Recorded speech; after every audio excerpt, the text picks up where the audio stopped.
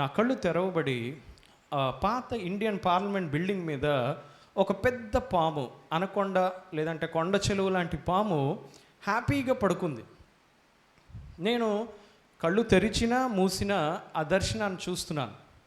ఎందుకంటే నార్మల్గా ఇది కళ ఏమో దర్శనమేమో, ఎందుకంటే నాకు ఎప్పుడు అలా జరగల. సో ఆ పాము ఎలా పడుకుందంటే చుట్టూ తీసి హాయిగా కళ్ళు మూసుకొని నన్ను ఎవరు డిస్టర్బ్ చేయట్లేదు అన్నట్టుగా పడుకుంది. వెంటనే నాకు భయం వేసింది, దాన్ని ఎలా అర్థం చేసుకోవాలో తెలీదు.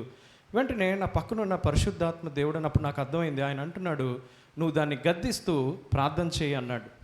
అనగానే నాకు చాలా భయం వేసి, ప్రభా నేనేం గద్దిస్తాను, నాకు ఎలా ప్రార్థన వచ్చు అని నేను ఈయనతో ఆర్గ్యుమెంట్ చేస్తుంటే, ఫస్ట్ టైం నా లైఫ్లో ఈ వ్యక్తి ఇలా లేచి నా లోనికి వెళ్ళి, మీరు చూడండి రోమిలికి రాసిన పత్రిక 8వ అధ్యాయంలో మనం చూస్తాం, అక్కడ యుక్తముగా మనకి ఎలాగో ప్రార్థన చేయాలో తెలియదు కాబట్టి ఆత్మ తానే మన పక్షమున విజ్ఞాపన చేస్తాడనే మాట ఉంటుంది. తర్వాత తెలిసింది నాకు, ఈయన నాలోనికి వెళ్ళటం నేను అనుభవిస్తున్నాను. వెళ్ళి నాకు తెలియని భాషలలో గట్టిగా ప్రార్థన చేస్తూ దాన్ని గద్దిస్తున్నాను. ఎవరు లేరు నా చుట్టుపక్కల. నేను దాన్ని చూసి అలా కళ్ళు మూసుకొని ప్రార్థన చేస్తున్నాను. నాకు తెలియదు ఏం ప్రార్థన చేశానో కూడా. వెంటనే ఆ పరలోకపు భాషలలో ప్రార్థన చేసేసరికి దానికి అర్థమైంది. ఒక 5-10 మినిట్స్ అవ్వగానే ఆ దర్శనం వెండి మళ్ళీ కళ్ళు చూసేసరికి అది ఇప్పుడు పడుకోకుండా బుసలు కొడుతూ లేచి, ఎవడరా నన్ను డిస్టర్బ్ చేస్తున్నాడు అన్నట్టుగా చాలా కోపంతో గుడ్లు ఇలా మెట్టుకరించుకొని నాలుకను ఆడిస్తూ ఆ పాము చూడటం నేను చూశాను. వెంటనే చాలా వీక్ అయిపోయాను. ఆ మరుసటి రోజు ఒక 2 డేస్ తర్వాత అదైపోయింది. దర్శనం అవగానే నా రూమ్కి వచ్చి ఏం జరుగుతుందో నాకు తెలీదు. చాలా ఆశ్చర్యంగా నేను మళ్ళీ హైదరాబాద్ వచ్చేసాను.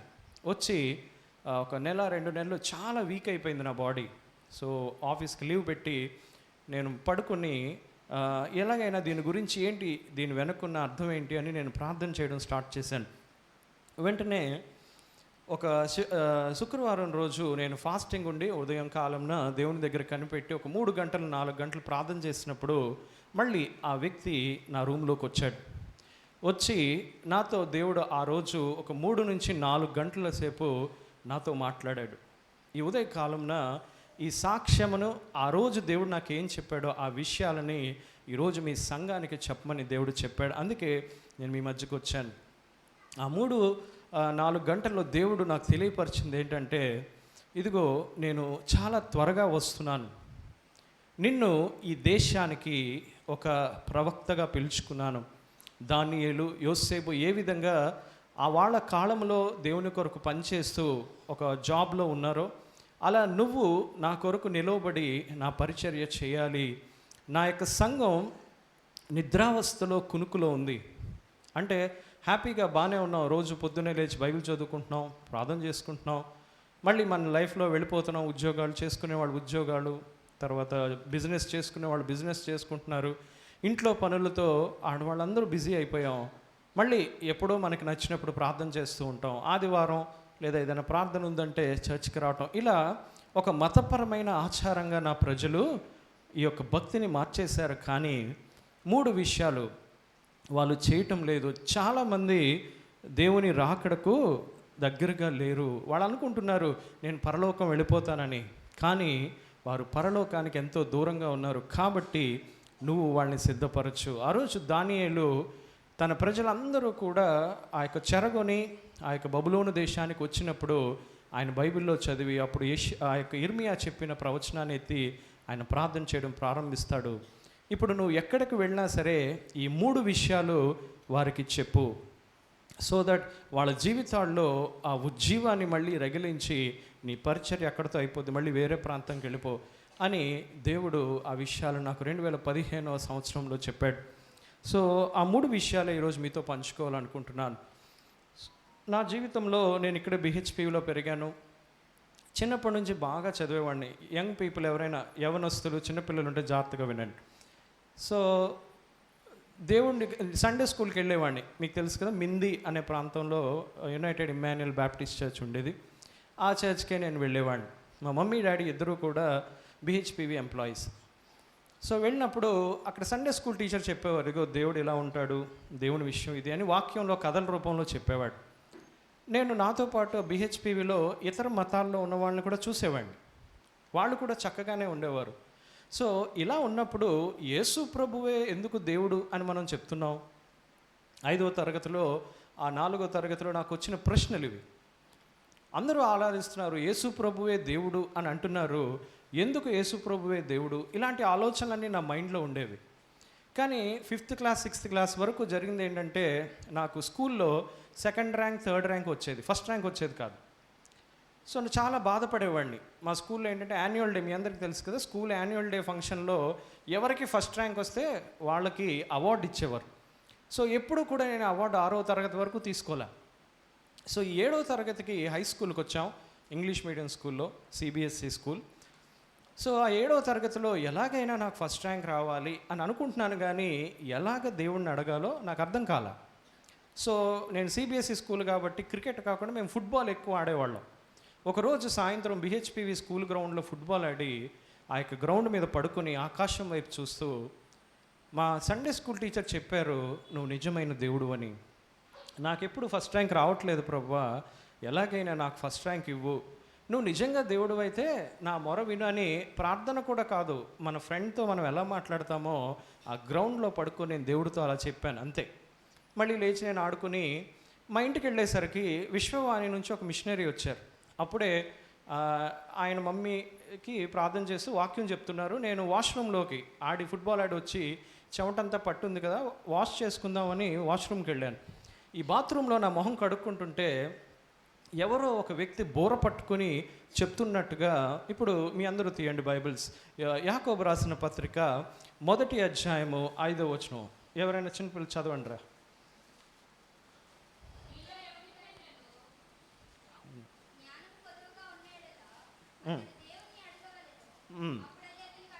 సో ఆ వ్యక్తి ఈ మాటలు చెప్తున్నాడు.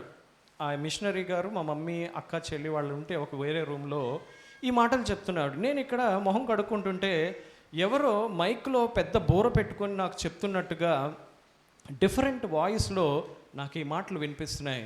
నువ్వు జ్ఞానాన్ని అడుగుతున్నావు, నీకు ఫస్ట్ ర్యాంక్ కావాలని అడుగుతున్నావు కదా, ఇదిగో నువ్వు దేవుణ్ణి అడుగు. సో ఈ యొక్క వచనంతో నా యొక్క అకాడమిక్ జీవితం అంతా ప్రారంభమైంది. అప్పుడు వరకు 2nd ర్యాంక్ 3rd ర్యాంక్ వచ్చేది.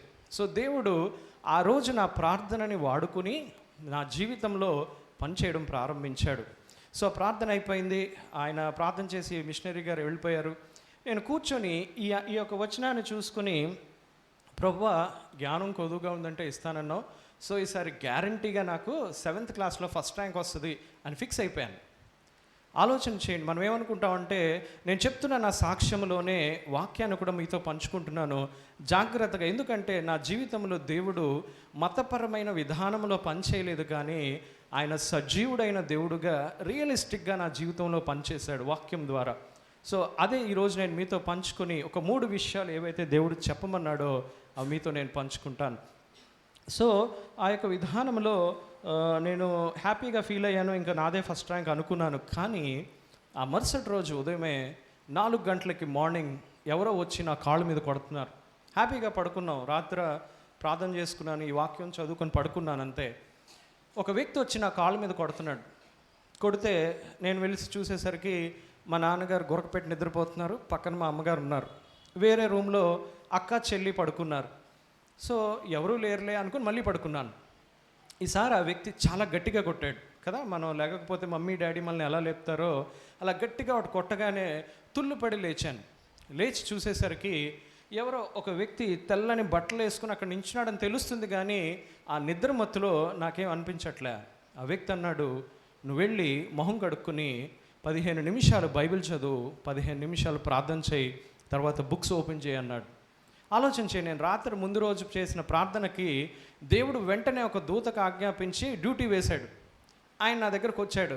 నాకు ఇదేమీ తెలియదు. నేనేమనుకున్నానంటే, నేను ప్రార్థన చేశాను, దేవుడు ఇచ్చేస్తాడులే అనుకున్నాను. చాలాసార్లు యవనస్తులు గుర్తుపెట్టుకోండి, మనం చేయాల్సిన పనిని దేవుడు 50% చేస్తాడు. నువ్వు ఏదైతే చేయలేవో అంతే కదా. దేవుడు యేసు ప్రభు నేను విశ్వాసంతో ఆయన ఎందుకు విశ్వాసం ఉంచుతున్నాను అంటాం, కానీ యేసు ప్రభు వచ్చి నీ పరీక్ష రాస్తారా? రాయడు, మనమే రాయాలి. సో అదే విధానంలో దేవుడు వచ్చిన లేపగానే ఏం వాక్యం చదవాలో కూడా నాకు తెలియదు. అప్పుడు మళ్ళీ ఇదే వాక్యాన్ని తీసుకొని, ప్రభువా నువ్వు ఇలా చెప్పావు, నాకు సహాయం చేయి, 7th క్లాస్లో నాకు ఫస్ట్ ర్యాంక్ ఇవ్వు. ఇదే నా ప్రార్థన, ఇంకేమీ లేదు. వెంటనే ఆ బుక్స్ తీయగానే ఆయన వచ్చి నా పక్కన కూర్చున్నాడు. ఇదంతా ఫిగరేటివ్గా, ఆయన మొహం నేను చూడలేదు, ఆయన ఎక్స్ప్లెయిన్ చేయడం స్టార్ట్ చేశాడు, నేను చదవడం మొదలుపెట్టాను. అలా నా 7th క్లాస్లో ఆల్మోస్ట్ ఎగ్జామ్స్ అన్నీ చక్కగా రాశాను. రోజు మార్నింగ్ ఆయన వస్తాడు 4 o'clockకి, నేను అలారం పెట్టుకుని లెగడానికి కూడా స్టార్ట్ చేశాను. సో అలా అలవాటు చేసుకుని ఆ యొక్క 7th క్లాస్ ఎగ్జామ్స్ అయిపోయాయి. నేను నా మనసులో రోజు ఇదే ప్రార్థన, విశ్వాసం ఉంచుతున్నాను ప్రభా, నాకు ఫస్ట్ ర్యాంక్ వచ్చింది అని. నేను ఒక చిన్న పాస్టర్ గారి లాగా ఇష్టం వచ్చినట్టు ప్రసంగం, నాకు నేనే ప్రసంగం చేసుకుని ఆ విశ్వాస వాక్యాన్ని పట్టుకున్నాను. అయిపోయింది ఎగ్జామ్స్. తర్వాత మా బిహెచ్పి స్కూల్ గ్రౌండ్లోనే మేమందరం క్రికెట్ ఆడుతున్నాం మా ఫ్రెండ్స్తో కలిసి. నేను బౌలింగ్ వేస్తున్నాను. వెంటనే ఒక ఫ్రెండ్ వచ్చి చెప్పాడు, ఒరే మన ఎగ్జామ్ పేపర్స్ అన్నీ కరెక్ట్ అయిపోయాయి, first rank, second rank, third rank వేరే వేరే వాళ్ళకు వచ్చాయని వేరే పేర్లు చెప్పాడు, అందులో నేను లేను. వెంటనే ఆ క్రికెట్ బాల్ అక్కడ వదిలేసి నేను వెంటనే మా ఫ్రెండ్కి ఇచ్చేసి చాలా అధైర్యపడిపోయాను, చాలా బాధపడ్డాను. ఇంత ప్రార్థన చేశాను, ఇంత చదివాను, ఇంత కష్టపడ్డాను, దేవుడు కూడా ఇదిగో నా ఇలా ఇస్తానని ప్రామిస్ చేశాడు. దేవుడు ప్రామిస్ని బ్రేక్ చేశాడు. చూడండి, 7వ తరగతిలో నాకు ఏ పాస్టర్ గారు, మా మమ్మీ డాడీ కూడా తెలియదు నేను ఇలా చేస్తున్నట్టు. నేను దేవుడు మా ఇద్దరి మధ్య ఇది నడుస్తుంది. నేను లేవడం, చదవడం, ఏంటి వీడు ఇలా చదువుతున్నాడు, సర్లే చదువుకోనిలే అని మా పేరెంట్స్ కూడా వదిలేశారు.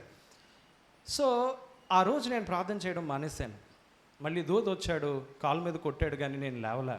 ఎందుకంటే నాకు ఫస్ట్ ర్యాంక్ ఇవ్వనప్పుడు ఇంకా నీతో నాకు సంబంధం ఏంటి అన్నట్టుగా నేను ఆ రోజు లేవలే. వెంటనే ఆ రోజు గాజువాక ఆర్టీసీ గ్రౌండ్స్లో ఒక ప్రేయర్ మీటింగ్ పెట్టారు. మా బిహెచ్పి సంఘస్థులు అందరూ కలిసి నార్మల్గా అక్కడ ప్రేయర్ మీటింగ్స్ అయ్యేవి 10, 20, 15 సంవత్సరాల క్రితం. సో ఆ ప్రేయర్ మీటింగ్స్ రెగ్యులర్గా వెళ్ళేవాళ్ళు. ఆ రోజు ప్రేయర్ మీటింగ్కి ఎంతో అయిష్టంగా మా చర్చ్ వాళ్ళతో నేను కూడా వెళ్ళాను. వెళితే చూడండి, ఆ రోజే ఆ యొక్క సేవకుని యొక్క కారుకి యాక్సిడెంట్ అయ్యి 7:30కి రావాల్సిన సేవకుడు 11 గంటలకు వచ్చాడు.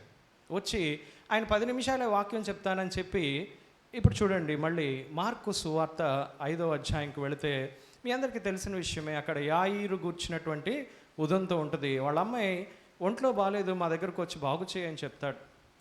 ఆ యొక్క టాపిక్ని ఆ రోజు ఆ యొక్క సేవకుడు తీసుకుని చెప్పడం స్టార్ట్ చేశాడు. అంటూ అక్కడ ఉంటుంది చూడండి, వాళ్ళు వచ్చి యాయూరుతో చెప్తారు, యాయూర్ అన్న మీ అమ్మాయి చచ్చిపోయింది, ఇంకా యేసు ప్రభు నువ్వు ఇబ్బంది పెట్టొద్దు, నువ్వు వచ్చి పద మనం వెళ్ళి ఇదిగో కాఫీని కొనాలి, సమాధి పెట్టి కొనాలి, ఎక్కడ మనం బరియల్ చేయాలి, భోజనాలకి ఏం పెట్టాలి, ఇవన్నీ ఆలోచన చేసుకోవాలి, ప్రేయర్ పెట్టుకోవాలి కదా, పద వెళ్ళిపోదాం అనగానే అక్కడ ఒక మాట ఉంటుంది, యేసు వారి మాటలను లక్ష్య పెట్టక అనో మాట ఉంటుంది. ఇదిగో ఆమె నిద్రించుచున్నదే కానీ చనిపోలేదు అంటూ భయపడకము, నమ్మిక మాత్రం ఉంచుము. ఈ మాటను కూడా జ్ఞాపకం చేసుకున్నాను. మొదట చిన్న బిడ్డలైన వారు మీకు చెప్పాను, ఇదిగో మీలో ఎవరికైనా జ్ఞానము కొదువుగా ఉంటే వాడు దేవుణ్ణి అడగాలి. మనం దేవుని దగ్గర ప్రార్థన చేసి వదిలేస్తున్నామా? దేవుడు ఆ హోల్ ప్రాసెస్లో దేవునితో నడవటం అంటే కష్టపడటం. ఇందాక పాస్టర్ గారు చెప్పారు, ఈ చర్చ్ కట్టేస్తే పని అయిపోయిందా, లేదంటే ఈ ప్రాంతానికి వచ్చి పని అయిపోయిందా? ఎంతో ప్రయాసపడితే కానీ సంఘం ఈరోజు నిండులా. ఆలోచన చేయండి. ఆ విధంగా దేవుడు ఆ మాటను భయపడకము, నమ్మిక మాత్రం ఉంచుము. ఆలోచన చేయండి, 7వ తరగతి చదువుతున్న నాకు ఎటువంటి థియాలజీ బ్యాక్గ్రౌండ్ లేదు. మళ్ళీ ఆ దూత గారు వచ్చారు, ఇంకో 2 రోజుల్లో మా ప్రోగ్రెస్ రిపోర్ట్ ఇస్తారనగా ఆ దూత గారు వచ్చి లేపగానే ఇప్పుడు 2 వాక్యాలు దొరికాయి. ఒకటి యాకోబు 1:5 తీసి, ప్రభువా నువ్వు జ్ఞానం ఉంటే, నీ యందు విశ్వాసం ఉంటే జ్ఞానం ఇస్తానన్నావు. రెండవది ఇప్పుడు భయపడకము, నమ్మిక మాత్రం. నేను ఎలా ప్రార్థన చేశానంటే, ప్రభువా మా టీచర్స్ అన్నీ కరెక్ట్ చేసేసి first rank, second rank, third rank ఎవరికైనా ఇచ్చేసినా తీసుకొని వెళ్ళి నా పేరు ఫస్ట్లో పెట్టే ప్రభు అని ప్రార్థన చేశాను. ఇలాగే ప్రార్థన చేశాను. నీకు ఏదైనా సాధ్యం, తెలిసి తెలియని విషయాలు కదా, అలాగే ప్రార్థన చేశాను. అయిపోయిన తర్వాత నెక్స్ట్ డే మా యొక్క ప్రోగ్రెస్ రిపోర్ట్స్ ఇస్తున్నారు బిహెచ్పివి స్కూల్లో. వెళ్ళాను, ప్రార్థన ఇదే ప్రార్థన నడుస్తూ పరిగెడుతూ ఏం చేసినా రోజంతా ఇదే ప్రార్థన. వెళ్ళగానే 4 సెక్షన్స్ ఉంటాయి మా స్కూల్లో. ఇక్కడ యవనస్తులు చిన్న బిడ్డలు ఉన్నారు కాబట్టి కొంచెం ఎక్స్ప్లెయిన్ చేస్తున్నాను. ఆ 4 సెక్షన్స్లో ఏబిసిడి అనే 4 సెక్షన్లు ఉంటాయి. సెక్షన్కి 50 మంది పిల్లలు ఉంటారు. సో అన్ని సెక్షన్లో టాప్ వస్తేనే టాపర్ అంటారనమాట, అప్పుడే మనకి ఫస్ట్ ప్రైజ్ ఇస్తారు. సో నేను బి సెక్షన్లో ఉన్నాను. మా స్కూల్కి వెళ్ళి కూర్చొని లాస్ట్ బెంచ్లో కూర్చొని నేను ప్రార్థన చేస్తున్నాను, ప్రభు ఎలాగైనా సహాయం చేయి, నువ్వు ఇచ్చిన వాగ్దానం ఇది అని. మా క్లాస్ టీచర్ అందరి పేర్లు పిలుస్తున్నాడు, నా పేరు పిలవట్లేదు. ఇదేంటి ఏమైంది, అందరినీ పిలుస్తాడు, వెనక నుంచి పిలుచుకుంటూ వచ్చి లాస్ట్లో ఇదిగో ఫస్ట్ ర్యాంక్ ఈసారి డేవిడ్ అనిల్ కుమార్కి వచ్చింది, డిడి అనిల్ అనేవారు నన్ను. సో ఈ డిడి అనిల్ అనే వ్యక్తికి వచ్చింది అనగానే నేనేం మాట్లాడలేదు, రెస్పాండ్ అవ్వలేదు, పరిగెట్టి వెళ్ళి ఆ యొక్క ప్రోగ్రెస్ రిపోర్ట్ తీసుకొని బయటికి పారిపోయాను. ఎందుకు, నేను దేవుణ్ణి ఏం అడిగానంటే ఈ 4 సెక్షన్లలో నేను టాపర్ అవ్వాలి, అప్పుడే స్కూల్ టాపర్. నెక్స్ట్ ఏ సెక్షన్కి వెళ్ళాను, వాళ్ళు అంతగా చదవరని నాకు తెలుసు, కొంచెం అల్లరి బ్యాచ్ అనమాట. వాళ్ళ దగ్గరికి వెళ్ళి మీ సెక్షన్లో టాపర్ ఎవరు అని అడగగానే ఆ సెక్షన్లో ఉన్న టాపర్ కన్నా నాకు 15 మార్కులు ఎక్కువ వచ్చాయి. ఇప్పుడు నేను 3rd ప్లేస్కి వచ్చాను కదా 4 సెక్షన్లో, ఇప్పుడు నేను సెకండ్. అప్పుడు సి సెక్షన్కి వెళ్ళాను, వాళ్ళ దాంట్లో ఉన్న టాపర్ కన్నా నాకు 10 మార్కులు ఎక్కువ వచ్చాయి. అయిపోయింది. డి సెక్షన్లో బాగా చదువుతారనమాట. సో నేను వాళ్ళ సెక్షన్కి ముందుకి నేను ఇప్పుడు 2nd ప్లేస్కి వచ్చాను. నేను షాక్ అయ్యాను. ఈలోపు మా ఫ్రెండ్ ఎవరైతే నాకు ఆల్రెడీ కరెక్షన్ అయిపోయింది, ఫస్ట్ ర్యాంక్ సెకండ్ ర్యాంక్ ఎవరికో వచ్చిందని చెప్పిన వ్యక్తి నాకు ఎదురయ్యాడు. నేను ఇంకా డి సెక్షన్కి వెళ్ళకముందు ఆ వ్యక్తి నాపై అడిగాను, ఏరా నువ్వు ఇలా చెప్పావు ఆ రోజు, ఇప్పుడు చూస్తే నేను ఆల్మోస్ట్ 2nd ర్యాంక్ వరకు వచ్చానంటే ఏమోరా ఎవరో ఏదో చెప్పారు అదే నీకు చెప్పాను అన్నట్టు. ఆలోచన చేయండి, అది నిజం కూడా కాదు, ఎవరో ఏదో చెప్పారంటే అది కరెక్ట్గా వచ్చి నాకే చెప్పాడు. ఈ విశ్వాసపు లెసన్ని దేవుడు 7th క్లాస్లోనే నాకు నేర్పించాడు.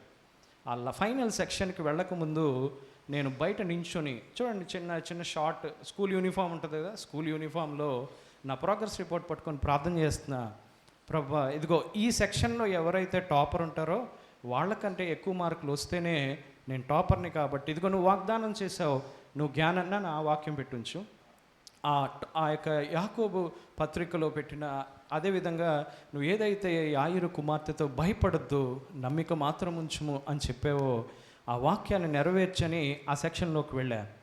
ఆలోచన చేయండి నా పరిస్థితి ఎలా ఉంటుందో. వెళ్ళగానే ఆ సెక్షన్లో టాపర్ కన్నా నాకు 5 మార్క్స్ ఎక్కువ వచ్చాయి. ఆ రోజు నిజంగా అక్కడే నేను మోకాళ్ళు లేసి దేవుడికి నా జీవితాన్ని ఇచ్చాను. కానీ ఈ రక్షణ అది ఆ సువార్త ఏం తెలియదు నాకు. ఆ రోజు నాకు అర్థమైంది, ఎప్పుడైతే మనం దేవుడి మీద ఆధారపడతామో మన ముందు జర్నీ అంతా కూడా ఆయన చూసుకుంటాడు. అలా 1997లో ప్రారంభమైన నా జీవితం ఈరోజు 2026లో మీ ముందు ఒక సాక్షిగా నిలవబడ్డానంటే అక్కడి నుంచి దేవుడు నా జీవితంలో పనిచేయడం ప్రారంభించాడు. అయిపోయింది, ఫాస్ట్ ఫార్వర్డ్కి వెళదాం. అలా 7th క్లాస్ నుంచి ఇంకా తర్వాత మళ్ళీ 8th క్లాస్ నుంచి దూతరాల ఫస్ట్ ట్రైనింగ్ ఇచ్చాడు, అయిపోయింది. ఆ నెక్స్ట్ క్లాసెస్ నుంచి నేనే అలారం పెట్టుకొని మార్నింగ్ లేచి చదవడం అలవాటు చేసుకున్నాను. అక్కడి నుంచి చదువుతూ టాపర్గానే ఉండేవాడిని. 10th క్లాస్లో పరీక్షలు అయిన తర్వాత నేను యేసు ప్రభు నా సొంత రక్షకుడిగా అంగీకరించాను. సిబిఎస్ఈ కో ఎడ్యుకేషన్ స్కూల్ కాబట్టి నాకు చాలామంది ఫ్రెండ్స్ ఉండేవారు, ఆడవాళ్ళు ఉండేవారు, మగవాళ్ళు ఉండేవారు. అంటే బాయ్ ఫ్రెండ్స్ గర్ల్ ఫ్రెండ్స్ కాదు, బాయ్స్ ఫ్రెండ్స్ గర్ల్స్ ఫ్రెండ్స్. మేమందరం కూర్చొని ఈవినింగ్ మాట్లాడుకునేవాళ్ళం కదా, మీ అందరూ రిలేట్ అవుతారు. కొత్త సినిమా ఏంటి వచ్చింది, ఏ హీరో బాగున్నాడు, అప్పుడే కొత్తగా పవన్ కళ్యాణ్ సినిమాలు వస్తున్నాయి. సో మా ఫ్రెండ్స్ అందరూ రాగానే చెప్పే విషయాలన్నీ ఇవే. సో వాళ్ళందరూ అన్ని విషయాలు పంచుకున్నారు. సాయంత్రం నూడిల్స్ తినడానికి వెళ్దామని మా ఫ్రెండ్స్ అన్నారు. నేను వాళ్ళ మధ్యలో నిలవబడి యేసు ప్రభువుని నేను సొంత రక్షకునిగా అంగీకరించాను, నేను బాప్తీసం తీసుకున్నానని మా ఫ్రెండ్స్ అందరికీ చెప్పాను. నేనేమనుకున్నానంటే అన్ని విషయాలు షేర్ చేసుకున్నప్పుడు నా లైఫ్లో జరిగిన ఈ మెయిన్ పాయింట్ని కూడా షేర్ చేసుకుంటే తప్పు లేదు, మా ఫ్రెండ్సే కదా అని యేసు ప్రభు నన్ను రక్షించాడనే విషయాన్ని కూడా మా ఫ్రెండ్స్తో షేర్ చేసుకున్నాను. ఫస్ట్ నాతో అమ్మాయిలందరూ మాట్లాడడం మానేశారు అది చెప్పగానే. తర్వాత అబ్బాయిలు కూడా స్లోగా మాట్లాడడం మానేశారు. చాలా బాధ అనిపించింది, నేను ఏం తప్పు చేశాను. ఇప్పుడు పవన్ కళ్యాణ్ గురించి చెప్పినప్పుడు బాగుంది, నూడిల్స్ తిందామంటే బాగుంది, యేసు ప్రభు నా జీవితంలోనికి వచ్చాడు అనగానే వాళ్ళందరూ వదిలి వెళ్ళిపోయారు. నేను ఆ రోజు దేవుని దగ్గర ఫోన్ చేస్తే ఎవరు ఫోన్ ఎత్తట్లే. ఆ రోజుల్లో మనం ల్యాండ్ లైన్సే ఉండేవి. ఎవరు ఫోన్ ఎత్తకపోయేసరికి దేవుని దగ్గరికి వెళ్ళి ఆ రోజు ఏడ్చాను, ప్రభువా ఎందుకు ఈ మాటలు చెప్తే ఏంటి ఈ ఎక్స్పీరియన్స్, ఎలా నువ్వు యేసు ప్రభుని అంగీకరించావు అని అడుగుతారేమో అనుకున్నాను. ఒక సినిమా గురించి చెప్పగానే ఎన్ని ఫైట్స్ ఉన్నాయి, పాటలు బాగున్నాయా, హీరోయిన్ ఎవరు, ఇలాంటి మాటలన్నీ మాట్లాడతారే, యేసు ప్రభు గురించి నేను చెప్పినప్పుడు ఎవరు ఎందుకు వినలేదని నేను దేవుని క్వశ్చన్ చేశాను. దేవుడు అన్నాడు, ఈ రోజు నుంచి నేనే నీకు బెస్ట్ ఫ్రెండ్ని, నీకు ఈ లోకంలో ఫ్రెండ్స్ ఉండరు అన్నాడు. చాలా ఆశ్చర్యపోయాను, ఇదేంటి ప్రభు ఇలాంటి ట్విస్ట్ ఉందని. అలాగే విశ్వాసంతో ముందుకు వెళ్ళాను. తర్వాత నేను మా స్కూల్లో టాపర్ అవడం వల్ల శ్రీ చైతన్య నారాయణ వాళ్ళు నాకు ఫ్రీ సీట్ ఇచ్చారు.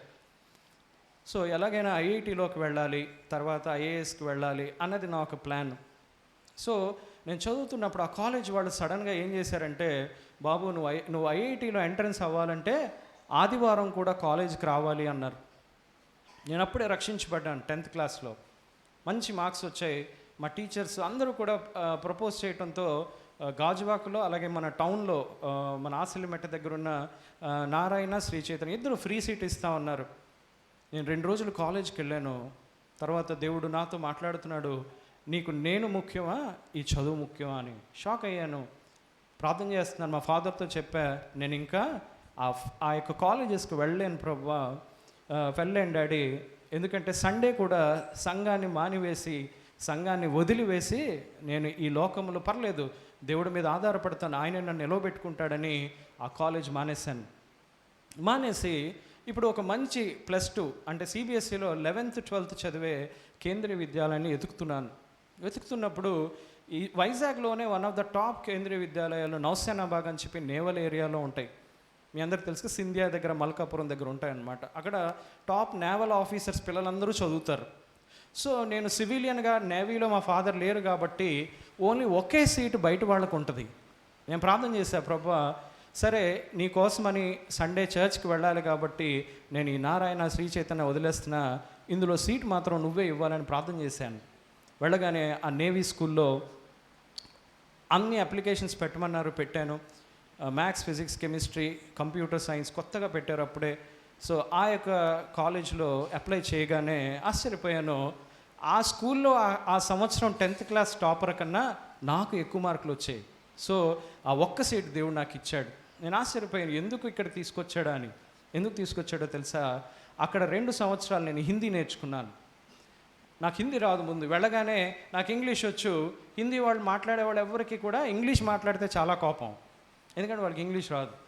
మీరు చూడండి టీవీలో కూడా హిందీలోనే ఎక్కువ మాట్లాడతారు. సో ఆ కోపం వచ్చి నేను ఒక్కనే కూర్చునేవాడిని. ఎవ్వరు నాతో మాట్లాడడానికి ధైర్యం సాహసం చేసేవారు కాదు. బాగా చదువుతాడు ఈ అబ్బాయికి ఇంగ్లీష్ వచ్చి హిందీ రాదని. నాకు చాలా బాధ అనిపించేది. ప్రభువా ఆల్రెడీ మా ఫ్రెండ్స్ అందరూ వదిలేశారు, ఇప్పుడు ఈ కేంద్రీయ విద్యాలయంలో ఈ హిందీ వాళ్ళ మధ్య కూడా నేను ఒంటరిగా ఉన్నాను ప్రభువా అని అడిగినప్పుడు ఒకరోజు ఏం జరిగిందంటే, నేను ఎప్పుడు నేషనల్ టాలెంట్ సర్చ్ ఎగ్జామినేషన్ అని సిబిఎస్ఈ వాళ్ళు ఒక స్కాలర్షిప్ ఎగ్జామ్ పెడతారు. భారతదేశంలో 1000 మందిని ప్రతి సంవత్సరం స్టూడెంట్స్ని సెలెక్ట్ చేసి వాళ్ళు పిహెచ్డి చేసే వరకు ఆ పరిస్థితిని ఇస్తారు. నేను ఎందుకు ఈ మాటలని మీతో చెప్తున్నానంటే, ఒక వ్యక్తి జీవితం ఎలా ముందుకు వెళుతుందో ఈరోజు మీ సంఘ జీవితం 35 సంవత్సరాల కాలం దేవుడు ఎలా నడిపించాడో నేను లాస్ట్లో మీకు షేర్ చేస్తాను. అందుకే జాగ్రత్తగా వినండి. సో ఆ హిందీ రోజు ఒకరోజు ప్రేయర్ జరుగుతుంది అసెంబ్లీలో. మా ప్రిన్సిపల్ గారు పిలిచారు, డేవిడ్ అనిల్ కుమార్ స్టేజ్ మీదకి రా అని. వెళ్ళగానే నేను ఎప్పుడో రాసిన ఆ ఎగ్జామ్ యొక్క రిజల్ట్ వచ్చి నేను కేంద్రీయ విద్యాలయంలో చదువుతున్నానని ఆయన ఆ రోజు ఈ వ్యక్తి బయట స్కూల్ నుంచి వచ్చాడు, కానీ ఈరోజు మన కేంద్రీయ విద్యాలయ పేరుని ఇండియాలోనే ఒక గొప్ప పేరు తెచ్చేట్టుగా చేశాడని అందరి ముందు నాకు క్లాప్స్ కొట్టించారు. నేను షాక్ అయ్యాను, ఎందుకు ఇలా జరుగుతుంది అని. వెంటనే మా ఫ్రెండ్స్ అందరూ వచ్చి నాతో మాట్లాడడం స్టార్ట్ చేశారు, ఏంటి ఎలా చదవాలి ఏంటి అని. అక్కడి నుంచి నేను వాళ్ళకి తెలియని విధంగా దేవుని గురించి చెప్పడం ప్రారంభించాను హిందీలో. అదైపోయింది, ముందుకు వెళదాం. ఈలోపు ఏం జరిగిందంటే, మా ఫ్యామిలీ పొలిటికల్ బ్యాక్గ్రౌండ్ ఉన్న ఫ్యామిలీ. మా నాన్నగారు వాళ్ళ అక్క మెంబర్ ఆఫ్ పార్లమెంట్గా ఆవిడకి టికెట్ ఇచ్చారు, ఇప్పుడున్న చంద్రబాబు గారే. సో మా నాన్నగారే బిహెచ్పిలో వర్క్ చేస్తూ ఆ యొక్క కాన్స్టిట్యుయెన్సీ అంతా ఆర్గనైజ్ చేసేవారు. సో అలా ఆయన కష్టపడి పనిచేయటం వల్ల ఒకరోజు చంద్రబాబు గారు పిలిచి హైదరాబాద్లో ట్యాంక్ బండ్లో, ఇదిగో నీకు ఎంపీ టికెట్ ఇస్తున్నాను అన్నారు. మా నాన్నగారు వద్దండి నాకు ఎమ్మెల్యే టికెట్ ఇవ్వండి అనగానే, సరే గ్రౌండ్ వర్క్ చేసుకోండి నేను మీకు ఇస్తానని చెప్పారు. ఇప్పుడు మాది యాక్చువల్గా మా నాన్నగారు వాళ్ళది నర్సీపట్నం, మీ అందరికీ తెలుసు. ఇప్పుడున్న స్పీకర్ అయ్యన్న పాత్రుడు గారు మీ అందరికీ తెలుసు. మా నాన్నగారు అయ్యన్న పాత్రుడు గారు కలిసి చదువుకున్నారు, క్లాస్మేట్స్ అనమాట. మాది నర్సీపట్నం, నాన్నగారు వాళ్ళది. సో నాన్నగారు ఎంతో కష్టపడుతున్నారు. ఇంకా ఒక 1 week 2 weeksలో నామినేషన్ వేయాలి, బీఫామ్ తీసుకొని నామినేషన్ వేయాలనగా ఆయన హార్ట్ అటాక్ వచ్చి చనిపోయారు బిహెచ్పి టౌన్షిప్లోనే. అప్పటికి అమ్మ ఇంకా వర్క్ చేస్తున్నారు. నేను ఇంజనీరింగ్ 2nd year చదువుతున్నాను, ఆంధ్ర యూనివర్సిటీలో మెకానికల్ ఇంజనీరింగ్ చదువుతున్నాను. ఆ టైంలో సడన్గా మా లోకం అంతా కూడా తలక్రిందులు అయిపోయింది. అప్పటి వరకు హ్యాపీగా వెళ్ళిపోతుంది లైఫ్ అనుకున్నాం. నేను మా నాన్నగారి శవం ముందు కూర్చున్నాను. మా అమ్మ, అక్క, చెల్లి ఏడ్చి ఏడ్చి ఇంకా అలసిపోయారని మా రిలేటివ్స్ వాళ్ళని లోపల తీసుకుని వెళ్ళారు. ఆ శవాన్ని చూస్తూ నేను ఆకాశం వైపు చూస్తున్నాను. ఏం చేయాలో నాకు అర్థం కావట్లే. ఒక పెద్ద వాయిస్, ఇప్పుడు ఇందాకలా తమ్ముడు జాజ్ కొట్టినప్పుడు వచ్చింది కదా, అలాగా ఈయన నీ తండ్రి కాడు, నేనే నీ తండ్రిని అని 3 సార్లు దేవుని స్వరాన్ని నేను విన్నాను. కానీ ఆ టైంలో దాన్ని ఎలా రిసీవ్ చేసుకోవాలో నాకు అర్థం కాలే. మా నాన్నగారి విషయం అలాగా ఆయన పాతి పెట్టిన తర్వాత దేవుడు అన్నాడు, చెప్పాను మీకు ఆల్రెడీ, ఇదిగో నేను మీ యొక్క కుటుంబాన్ని అంతటినీ నా సేవకు పిలుచుకున్నానని. కానీ మా నాన్నగారు దేవుని సేవ కంటే ఈ లోకంలో ఆ రాజకీయ వ్యవస్థలోనికి వెళ్ళటం వలన ఆయన చనిపోయారు. ఈలోపు ఏం జరిగిందంటే మా ఆంటీ గారికి ఇవ్వాల్సిన టికెట్ మా నాన్నగారు తీసేసుకున్నారని మా ఇంట్లో ఉన్న వాళ్ళందరూ మమ్మల్ని బాయ్కాట్ చేశారు. ఇది ఒక సినిమా స్టోరీలా ఉంటుంది, మా ఫ్యామిలీ లైఫ్ స్టోరీ. అందరూ బాయ్కాట్ చేస్తే మా మమ్మీ, అక్క, చెల్లి, నేను మేము నలుగురం కూర్చొని మోకాళ్ళు వేసి ప్రార్థన చేసేవాళ్ళం. అప్పుడు బిహెచ్పివిలో సిక్ ఇండస్ట్రీగా ఉండటం వలన 15వ తారీఖుకి జీతాలు ఇచ్చేవారు. అప్పుడు ఓన్లీ 5,000 వచ్చాయి మమ్మీకి. అవే పట్టుకుని మేమందరం ప్రార్థన చేసేవాళ్ళం. ఈరోజు దేవుడు ఆ స్థితి నుంచి ఎంతో ఉన్నతమైన స్థితికి, అక్క రీసెంట్గా ఎయిర్పోర్ట్ భోగాపురంకి 2007 బ్యాచ్ గ్రూప్ 1 పంచాయతీరాజ్ డిపార్ట్మెంట్ భోగాపురంకి ఎంపీడీఓగా పనిచేస్తున్నారు. నేను 2012 బ్యాచ్ ట్యాక్సేషన్ డిపార్ట్మెంట్ జిఎస్టీ. చెల్లి సెంట్రల్ గవర్నమెంట్లో ఫుడ్ కార్పొరేషన్ ఆఫ్ ఇండియాలో ఆఫీసర్గా పనిచేస్తున్నారు.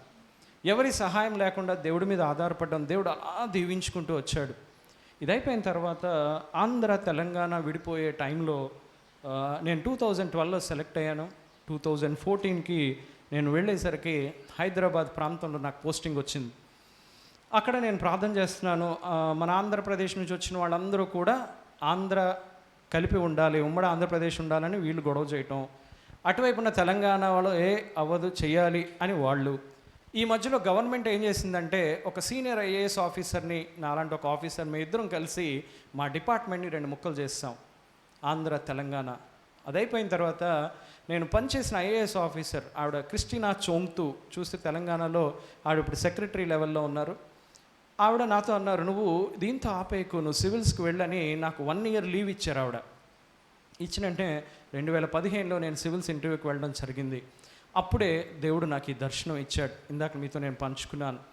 ఆ దర్శనం అయిపోయిన తర్వాత నేను ఇందాక ప్రార్థన చేస్తూ దేవుని దగ్గర అడిగినప్పుడు దేవుడు ఏం చెప్పాడంటే 3 విషయాలు, నువ్వు ఎక్కడికి వెళ్ళినా, ఏ సంఘంలో నిల్చున్నా, ఏ ఒక పరిస్థితి దగ్గర నువ్వు వాక్యపరిచర్య చేస్తున్నా, ఈ 3 విషయాలు చెప్పు. ఈ యొక్క ఆహ్వానం రాగానే రాజేష్ బ్రదర్ నాకు ఇవ్వగానే నేను ప్రార్థన చేస్తున్నాను. నేను ఇంజనీరింగ్ ఫస్ట్ ఇయర్ అయిపోయిన వెంటనే ఎఫ్ఎంపీబీతో నేను లింక్ అయ్యాను. రమ్యరాజ్ అంకుల్, శాంతి అంటే నాకు చాలా క్లోజ్ చిన్నప్పటి నుంచి.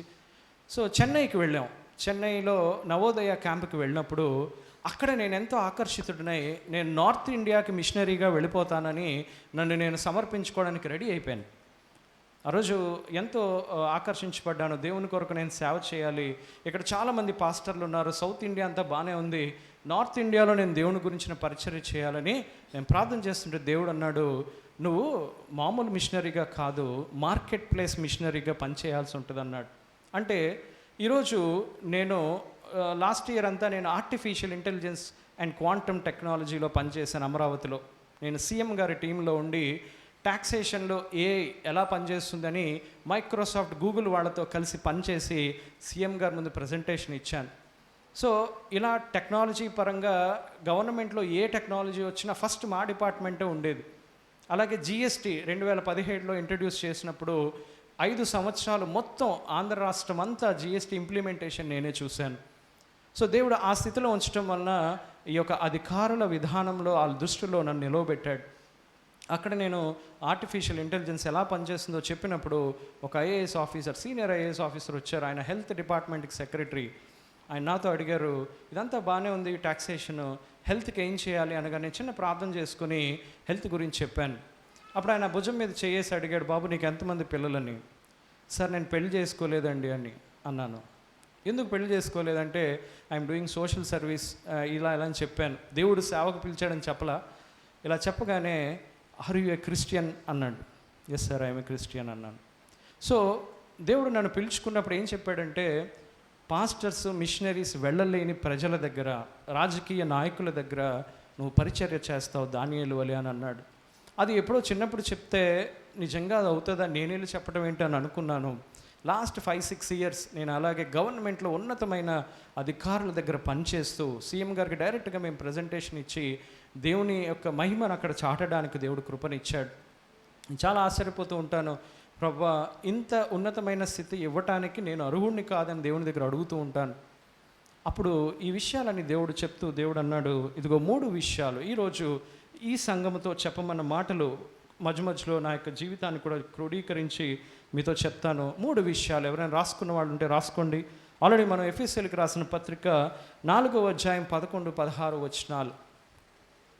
ఈ యొక్క విధానంలో నేను అసలు ఈ ఉద్యోగానికి రావటం నాకు ఇష్టం లేదు. ఈ ఇంట్రడక్షన్ చెప్పి నేను వాక్యంలోకి వెళ్తాను. ఈ ఉద్యోగం ఎందుకంటే మా చర్చ్లో చాలామంది అనేవారు, బాబు ట్యాక్సేషన్ అంటే ఎప్పుడు కూడా లంచాలు ఉంటాయి, డే 1 నుంచి నువ్వు లంచం తీసుకోవాలి, వద్దు ఇది అని. నాకు డిఎస్పి పోలీస్ ఉద్యోగం కూడా వచ్చింది. నేను దేవుడి దగ్గర ప్రార్థన చేశాను, ప్రభువా ఏ సర్వీస్ అప్లై చేయాలి. దేవుడు అన్నాడు, ఇదిగో ఈ ట్యాక్సేషన్లోనే అసిస్టెంట్ కమిషనర్ పోస్ట్కే పెట్టు అన్నాడు. సరే దేవుడు చెప్పాడని ఇది పెట్టాను. అంతకంటే ముందు నేను పరీక్ష రాస్తున్నప్పుడు నేను ఎలాగైనా ఐఏఎస్ ఆఫీసర్ అవ్వాలి, దేవుడు దానియేలులాగా అవ్వాలని పిలిచాడు కాబట్టి నేను ఐఏఎస్ అవ్వాలి అని అనుకున్నాను. దేవుడు అన్నాడు, నువ్వు ఐఏఎస్ అవ్వడానికి వీల్లేదు, ఇదిగో నీకు నీ యొక్క పరిచర్య వేరే విధంగా ఉంది అనగానే నార్మల్గా మనం ఇష్టపడం కదా, ఇష్టపడలా. ఒకరోజు ఈ పరీక్ష రాస్తున్నాను ఇక్కడే ఓల్డ్ టౌన్ పాత పోస్ట్ ఆఫీస్ మీ అందరికీ తెలిసే ఉంటుంది. అక్కడ నా గ్రూప్ 1 సెంటర్ ఫస్ట్ పరీక్ష ఎస్ఏ పరీక్ష మామూలుగా రాశాను. 2 ఎస్ఏలు చాలా బాగా రాశాను, ఒక ఎస్ఏ సరిగా రాయలా. అమ్మయ్య ఈ పరీక్ష గ్యారంటీగా ఫెయిల్ అవుతాం, నేను మళ్ళీ ఢిల్లీ వెళ్ళిపోయి సివిల్స్ ప్రిపేర్ అవుతాను, ఐఏఎస్ అవ్వాలి అని. మీరు నమ్మండి, అందరూ వెళ్ళిపోయారు, నేను ఒక్కడనే ఆ యొక్క ఎగ్జామ్ సెంటర్ నుంచి మెట్లు దిగుతుంటే ఒక వ్యక్తి ఎవరో వచ్చి నా చేయిని గట్టిగా పట్టుకున్నాడు. నాకు అర్థమవుతుంది ఆ వ్యక్తి ఇక్కడ నించున్నాడని. పరీక్షలన్నీ రాయకపోతే తొక్క తీసేస్తానన్నాడు. మా నాన్నగారు నన్ను అలాగే తిట్టేవారు, అందుకే నేను షాక్ అయ్యాను. ఎందుకంటే ఈ ఉద్యోగం అనేది మంచిది కాదని ఆల్రెడీ నా మైండ్లో ఫిక్స్ అయిపోయాను. ఇదంతా 2010-11 టైంలో జరిగింది. దేవుడు పట్టుకొని పరిశుద్ధాత్మ దేవుడు నన్ను గద్దించాడు ఆ రోజు. సో ఎంతో అయిష్టంగానే నేను ఈ 5 పరీక్షలు 3 గంటలు ఒక్కొక్క పేపర్ రాసి అయిన తర్వాత చాలా మంచి మార్క్స్ వచ్చాయి. అడిగినప్పుడు దేవుడు అన్నాడు, ఇదిగో ఇందులోకే నువ్వు వెళ్ళాలి అన్నాడు. ఈరోజు ప్రియ దేవుని బిడ్డలారా 14 సంవత్సరాల కాలమైంది నేను ఆఫీసర్గా పనిచేయటం.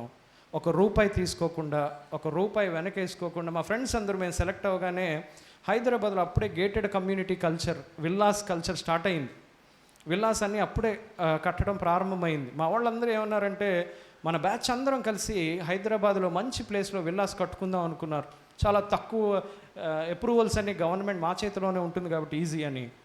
ఆ విల్లా కట్టుకుందాం అన్నప్పుడు నేను ప్రార్థన చేశాను, ప్రభువా ఇదిగో మా ఫ్రెండ్స్ అందరూ కట్టుకుందాం అంటున్నారు, నేనేం చేయాలి అని. దేవుడు అన్నాడు, పరలోకంలో నేను నీకు ఇల్లు కడుతున్నాను, ఇక్కడ కట్టుకోవద్దు అన్నాడు. ప్రభా ఏంటి ప్రభా ప్రతిదానికి ఏదో ఒకటి చెప్తావు, చక్కగా ఉంటే ఒక ప్రాపర్టీ కదా మనం అనుకుంటాం, ఒక ప్రాపర్టీ ఉంటే ఎంత హ్యాపీగా ఉంటుందని. దేవుడు అన్నాడు, నేను చూశాను ఆ ఇల్లు. ఈరోజు మేము మీ ముందు నించుని 1 గంట సేపు దేవుని వాక్యం చెప్తే ఇదేం చేస్తాడు తెలుసా, దేవుడు కొన్ని ఇటుకలుగా కొన్ని సిమెంట్ బస్తాలుగా దేవుడు పైకి పంపిస్తాడు. దూతలు వెంటనే ఒక చిన్న ప్లేస్ కడతారు. ఆలోచన చేయండి, భూమి మీద మనం ఎలా జీవిస్తున్నామో ఆ విధానాన్ని బట్టే పరలోకంలో మీ మహిమ ఉంటుంది. అందుకే దేవుడు ఏమంటాడు, వారి క్రియలు వారి వెంట వచ్చున్నాడు. ఇంకేం రావు. మీకు ఈ భూమి మీద ఎంత బంగారం ఉంది, ఎన్ని ఫ్లాట్స్ ఉన్నాయి, ఎన్ని ప్లాట్స్ ఉన్నాయని దేవుడు అడగడు. నేను నీకు పని ఇచ్చాను, ఆ పనిని ఎంత నమ్మకంగా చేసావో మనకు తెలుసు కదా. 5 తలాంతులు ఇచ్చాను నీకు సమయం ఇచ్చాను. ఈరోజు ఈ సంఘానికి దేవుడు 35 సంవత్సరాల కాలం ఇచ్చాడు. మీ జీవితంలో ఈరోజు మీరు చేయాల్సిన పని ఏంటంటే, దేవుని గణపరుస్తున్నాం కరెక్టే, ప్రభువా ఈ 30 సంవత్సరాలు ఈ ప్రాంతంలో సేవ చేయడానికి నువ్వు కృపనిచ్చావు, కానీ నెక్స్ట్ ఎలా ముందుకు వెళ్ళాలి. ఈరోజు నేను మీతో చెప్పే మాటలు అవే. 30 సంవత్సరాలు నమ్మకంగా ఉన్న దేవుడు ఈరోజు ఆ భారాన్ని మీ మీద పెడుతున్నాడు. ఆ 3 విషయాలు నేను మీ ముందు పెట్టాలని ఆశపడుతున్నాను. మొదటగా దేవుని యొక్క చిత్తం. దేవుడు నాతో చెప్పాడు, ఇదిగో నా ప్రజలు తమకిష్టం వచ్చినట్టుగా చేసేసుకుని బాగానే ఉన్నాం, హ్యాపీగా ఉన్నాం అని అనుకుంటున్నారు. 3 విషయాలను వాళ్ళకి చెప్పు. మొదటిది దేవుని చిత్తం. రాసుకునే వాళ్ళు ఎవరైనా ఉంటే రాసుకోండి, లేదా మొబైల్స్లో ఉన్నవాళ్ళు టైప్ చేసుకోండి. చాలా ఇంపార్టెంట్. ఇది ప్రతి వ్యక్తికి దేవుడు నన్ను చెప్పమన్న విషయాలు. మొదటి విషయం దేవుని యొక్క చిత్తం, రెండవది దేవుని యొక్క పిలుపు, మూడవది దేవుని యొక్క ఉద్దేశం లేదా purpose. God's will, God's call and God's purpose, ఇంగ్లీష్లో రాసుకున్న వాళ్ళకి. సో 3 విషయాలు చూసుకొని ఈరోజు మిమ్మల్ని ఎంకరేజ్ చేయాలని ఆశపడుతున్నాను. మొదటిగా దేవుని చిత్తం. మనకి తెలుసు మత్తయి సువార్తలో దేవుడు చెప్తాడు, ఇది ఒక వృత్తాంతంగా మీకు ఎక్స్ప్లెయిన్ చేస్తాను. పరలోకపు ద్వారం దగ్గర ఒక దూతగారు పెద్ద బుక్ తీసుకొని కూర్చున్నారంట. అందులో అందరి పేర్లు ఉన్నాయి, ఎవరైతే పరలోకం వస్తారో. చాలామంది ఒక బ్యాచ్ తెల్లని బట్టలు వేసుకొని, స్త్రీలైన వారు తెల్ల చీరలు కట్టుకొని, పురుషులైన వారు తెల్ల బట్టలు వేసుకొని వాళ్ళందరూ హ్యాపీగా వచ్చేస్తున్నారు ఆ గేట్ దగ్గరికి. రాగానే దూతగా ఆయన వెళ్ళిపోతున్నాడు గేట్లోకి. సార్ ఆగండి అని ఆ దూతగారు మీ పేరేంటి అని అడిగారు. నా పేరు రాబర్ట్ అని అన్నాడు. వెంటనే ఆ దూతగారు ఆ బుక్లో ఆయన పేరు ఎదుగుతున్నాడు, దొరకట్లే. సార్ మీ పేరు ఇందులో లేదండి, మీరు పరలోకంలోనికి కాదు నరకంలోకి వెళ్ళాలి అనగానే, ఊరుకోమ్మా, నేను భూమి మీద ఎంత సేవ చేశానో నీకేం తెలుసు అన్నాడు. ఈలోపు సెకండ్ పర్సన్ వచ్చాడు. వాళ్ళు కూడా ఇదిగో ఈ యొక్క ఆయన వెళ్ళిపోతున్నాడు లోపలికి, దూత ఆగమన్నాడు. ఇలా ఒక 10-15 మంది వచ్చారంట. వాళ్ళ పేర్లు ఆ బుక్లో లేవు. వీళ్ళందరూ కూడా చాలా కాన్ఫిడెంట్గా ఉన్నారు నేను పరలోకం వెళ్ళిపోతానని. వాళ్ళు లోపలికి వెళ్ళనివ్వట్లేదని వాళ్ళందరూ, చూడండి మనం కలెక్టరేట్ ముందు ధర్నా చేస్తాం కదా, ఎవరైనా చేయకపోతే అలా వాళ్ళందరూ కూర్చొని ధర్నా చేస్తున్నారంట. ఏమని? యేసు ప్రభు బయటకు రావాలి, యేసు ప్రభు బయటకు రావాలని ధర్నా చేస్తున్నారంట. ఇదంతా బైబిల్లో ఉంది, నేను మీకు చూపిస్తాను. ఆ ధర్నా చేస్తుంటే ఇంక ఇలా లాభం లేదని పేతురు గారిని పిలిచాడంట దూతగారు. ఎందుకంటే దేవుడు ఏం చేశాడు, పేతురుకి పరలోకపు తాళపు చెవులు ఇచ్చాడు కదా. సో అందుకని పేతురు గారిని పిలిచి, సార్ వీళ్ళందరూ తెల్లని డ్రెస్సులు వేసుకున్నారు, దేవుడు కోసం చాలా చక్కగా జీవించామంటున్నారు, కానీ వాళ్ళ పేర్లు చూస్తే ఈ జీవగ్రంథంలో కనబడట్లేదు, ఏం చేద్దాం సార్ అని. సో పేతురు గారు కూడా, అమ్మ మీ పేర్లు లేకపోతే ఇక్కడ అలౌ చేయలేము, మీరందరూ నరకంలోకి వెళ్ళండి అనగానే, సార్ పేతురు గారు మీరు ఎప్పుడో చనిపోయారండి, కానీ యేసు ప్రభు గారికి మేము బాగా తెలుసండి, బాగా క్లోజ్, మాకు చాలా పరిచయాలు ఉన్నాయి యేసు ప్రభుతో అని వాళ్ళందరూ చెప్పగానే ఇంకా పేతురు చేసేది లేక, అయితే వెయిట్ చేయండి అని లోపలికి వెళ్ళి యేసు ప్రభుని పిలిచాడు. ప్రభువా, నీకు చాలా దగ్గర వాళ్ళంట, నీకు బాగా తెలిసిన వాళ్ళంట ఒక బ్యాచ్ తయారయ్యారు, ఒకసారి రా ప్రభు అనగానే, నాకు తెలిసిన వాళ్ళే ఎవరని యేసు ప్రభు బయటకు వచ్చాడంట. వెంటనే అందరూ ప్రైజ్ ది లార్డ్, హల్లెలూయా, స్తోత్రం అని అక్కడ చిన్న ప్రైజ్ అండ్ వర్షిప్ చేశారు యేసు ప్రభు దగ్గర. యేసే బయటకు వచ్చి అసలు వీళ్ళు ఎవర్రా అని చూస్తున్నాడంట. చూస్తుంటే అప్పుడు వాళ్ళు అన్నారు, ప్రభువా నీ నామమున మేము దయ్యములను వెళ్ళగొట్టలేదా, నీ నామమున మేము అద్భుతములు చేయలేదా, ప్రభువా భూమి మీద నీ కొరకు గొప్ప సేవ చేశాం ప్రభువా అనగానే యేసే అంటున్నాడు, మీరెవరో నేను ఎరుగను, అక్రమము చేయువారులారా నా యొద్ద నుంచి పొండి. ఆలోచన చేయండి. వాళ్ళు అనుకున్నారు వాళ్ళకి నచ్చినట్టుగా భక్తి చేసి వాళ్ళ ఇష్ట ప్రకారము జీవించి పరలోకం వెళ్ళిపోతాం అనుకున్నారు.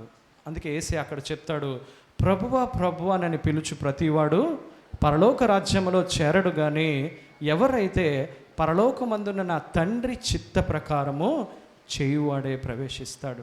ఈ ఉదయకాలంన చిన్నపిల్లలు మొదలుకొని అన్ని ఏజ్ గ్రూప్స్ వాళ్ళు ఉన్నారు.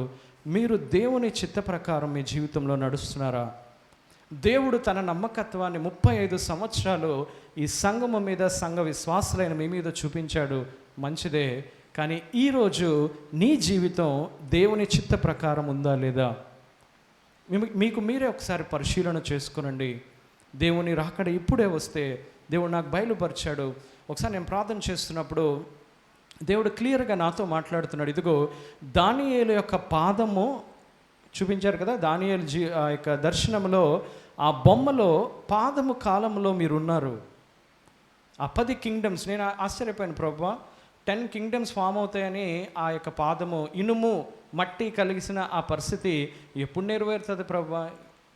ఇప్పుడున్న ప్రజెంట్ వరల్డ్లో అది నెరవేరుతుందా అన్నప్పుడు నేను సివిల్స్కి చదివేటప్పుడు చాలా ఆశ్చర్యపోయాను. దేవుడు ఇదిగో నువ్వు ఆ రోజు క్వశ్చన్ అడిగావు, ఇప్పుడు చదువు అని.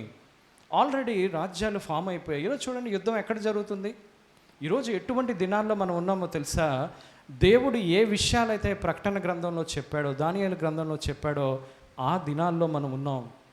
మనం ఈ ప్రాంతంలో ఉండి బాగానే ఉన్నామని అనుకుంటున్నాం. ప్రియ దేవుని బిడ్డ, ఈరోజు దేవుడు నన్ను ఇక్కడికి పంపించి మీకు చెప్పమన్న విషయం ఏంటో తెలుసా? నీ జీవితంలో దేవుని చిత్త ప్రకారము నువ్వు నడుస్తున్నావా లేదా? ఇరాన్ అనే ప్రాంతం ఏంటో తెలుసా? హర్మగెద్దోను యుద్ధం జరిగే ప్రాంతం. మీరు బైబిల్లో ఎక్కడైనా చూడండి. అందుకే దేశాల్లో ఎక్కడ జరిగిన ఏం ప్రాబ్లం ఉండదు, కానీ ఇరాన్, ఇజ్రాయెల్ ఎప్పుడు న్యూస్లో ఉంటుంది. శిష్యులు అడుగుతారు యేసయ్యని, ప్రభువా ఆ కాలం వచ్చిందని మాకు ఎప్పుడు తెలుస్తుంది అన్నప్పుడు దేవుడు అంటాడు, అంజూరపు చెట్టును చూడుడి, అది స్టార్ట్ చేసి ఫలించడం స్టార్ట్ చేసినప్పుడే ఆ కాలం వస్తుందని. 1948లో ఇజ్రాయెల్ ఫామ్ అయినప్పటి నుంచి ఈరోజు వరకు అక్కడ యుద్ధాలు జరుగుతూనే ఉన్నాయి. దేవుని రాకడ అత్యంత సమీపంగా ఉంది. ఆ కింగ్డమ్స్ గురించి నేను దేవుణ్ణి అడిగినప్పుడు, నేను సివిల్స్ చదివేటప్పుడు చూపించాడు, యూరోపియన్ యూనియన్ అదొక కింగ్డమ్గా ఫామ్ అయిపోయింది ఆల్రెడీ.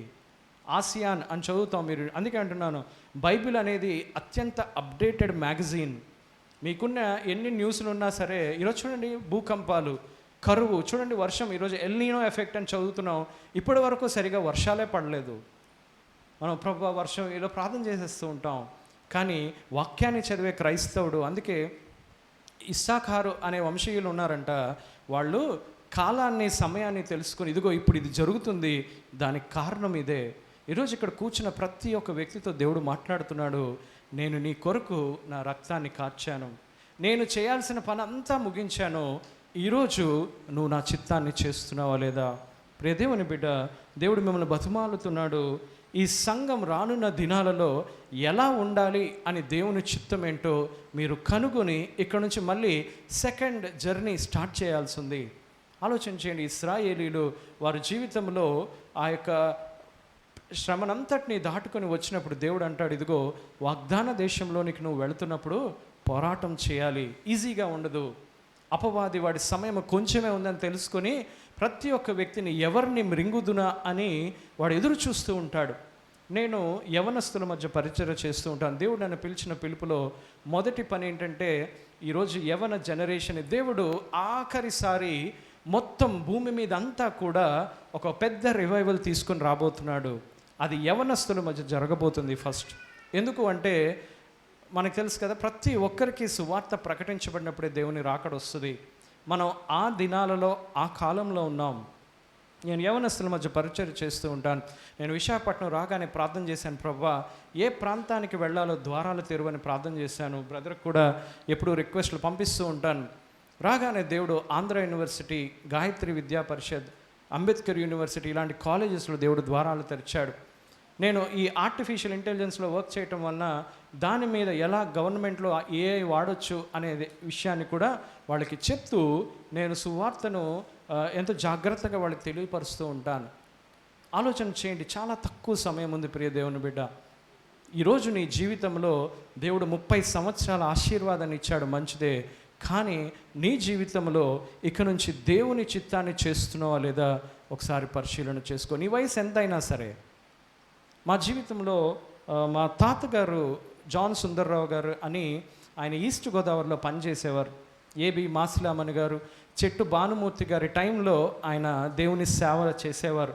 లైమ్ లైట్లో లేదు, కానీ ఆయన గుర్రం మీద సైకిల్ మీద నడుచుకుంటూ వెళ్ళి ఈస్ట్ గోదావరి ట్రైబల్ ఏరియా అంతా కూడా పరిచర్య చేశారు.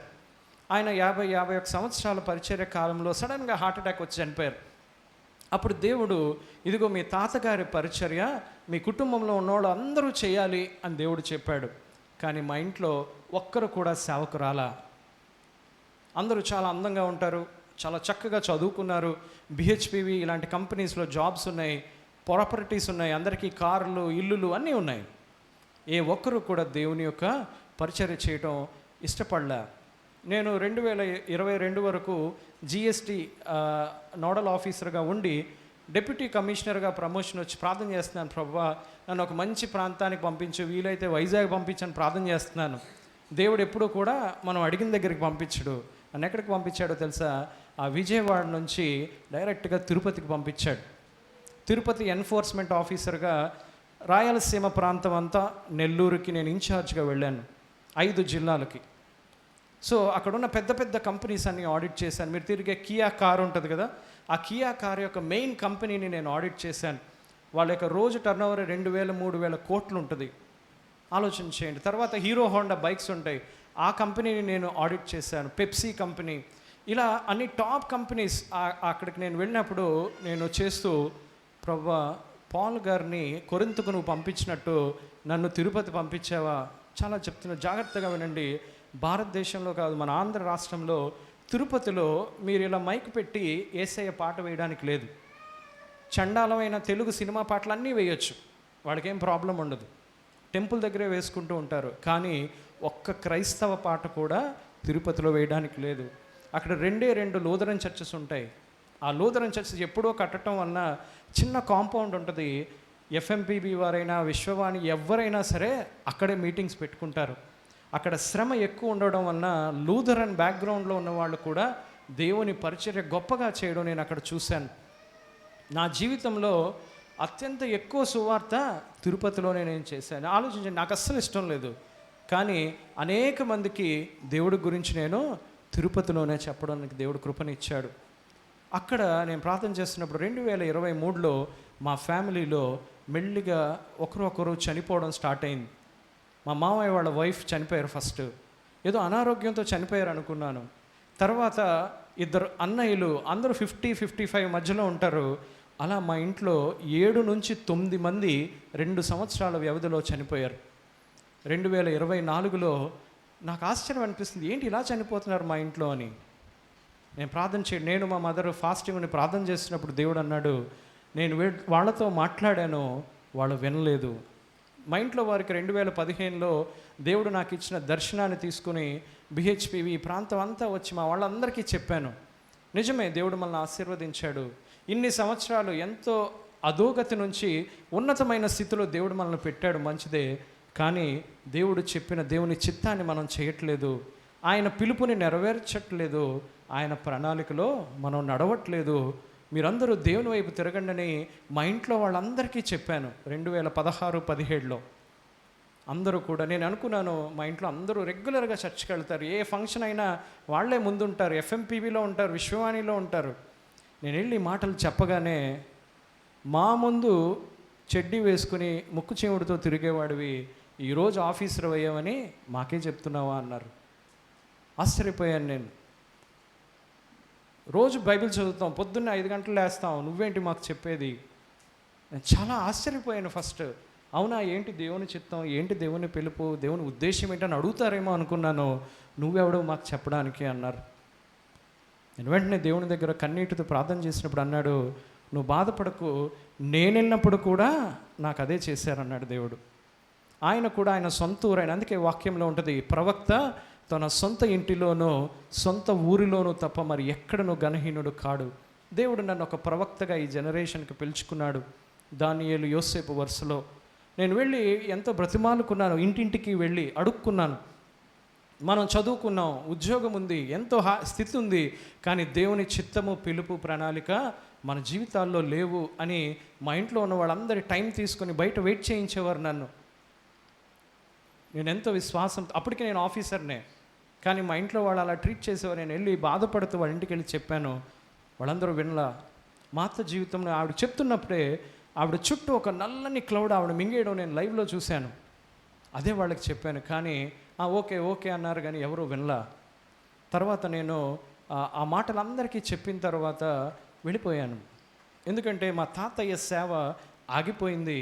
ఆ సేవ మనం చేయాలి అని దేవుడు చెప్పినప్పుడు ఒక్కరు కూడా ముందుకు రాలా. సో నేను తిరుపతి వెళ్ళిపోయిన తర్వాత ఎవరెవరికి నేను చెప్పానో, ఎవరెవరు మాటలు వినలేదో అందరూ చనిపోవడం స్టార్ట్ అయింది ఇక్కడే బిహెచ్పిలోనే. నాకు చాలా ఆశ్చర్యం అనిపించింది. నేను దేవుని దగ్గర ప్రార్థన చేశాను, నేను మా మదరు, ప్రభువా ఏంటి మరణాలు. అప్పుడు కరోనా కూడా అయిపోయింది. కరోనాలో ఎవరికి ఏమవలా. వెంటనే ప్రార్థన చేసినప్పుడు దేవుడు అన్నాడు, నేను వాళ్ళతో మాట్లాడానో వాళ్ళు వినలేదు, కాబట్టి నేనే వాళ్ళని భూమి మీద నుంచి తీసేసాను అన్నాడు. నాకు చాలా భయం వేసింది. ఇలాంటి స్థితి ఎప్పుడు నేను అనుభవించలా. ప్రభువా నువ్వు అంత వైలెంట్ డెసిషన్స్ తీసుకోకు, కొంచెం వైలెన్స్ తగ్గించు, నాకు ఒక అవకాశం ఇవ్వు. నేను మళ్ళీ విశాఖపట్నం వెళతాను. అప్పటికే 13 సంవత్సరాలు అయిపోయింది నేను వైజాగ్. ఎందుకంటే నాది స్టేట్ క్యాడర్ ర్యాంక్. సో సొంత జిల్లాలో ఇస్తే ఈ యొక్క విశాఖపట్నం అంతటికి మేము హెడ్ అవుతాం, జాయింట్ కలెక్టర్ క్యాడర్ అనమాట. సో అందుకని మమ్మల్ని విశాఖపట్నం తప్ప మిగిలిన జిల్లాల్లోనే పోస్ట్ చేస్తారు.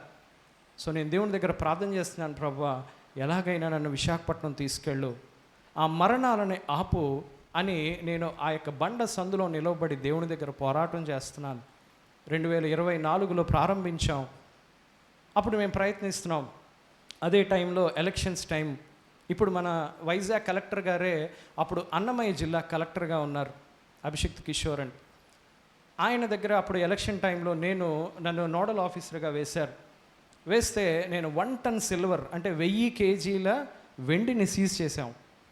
వాళ్ళు పట్టీలు చేసి అందరికీ పంచుదామని ప్రయత్నం చేసినప్పుడు. సో అట్లా అవన్నీ చేయటం వల్ల 2023కి బెస్ట్ డిప్యూటీ కమిషనర్ అవార్డు కూడా దేవుడు నాకు ఇచ్చాడు.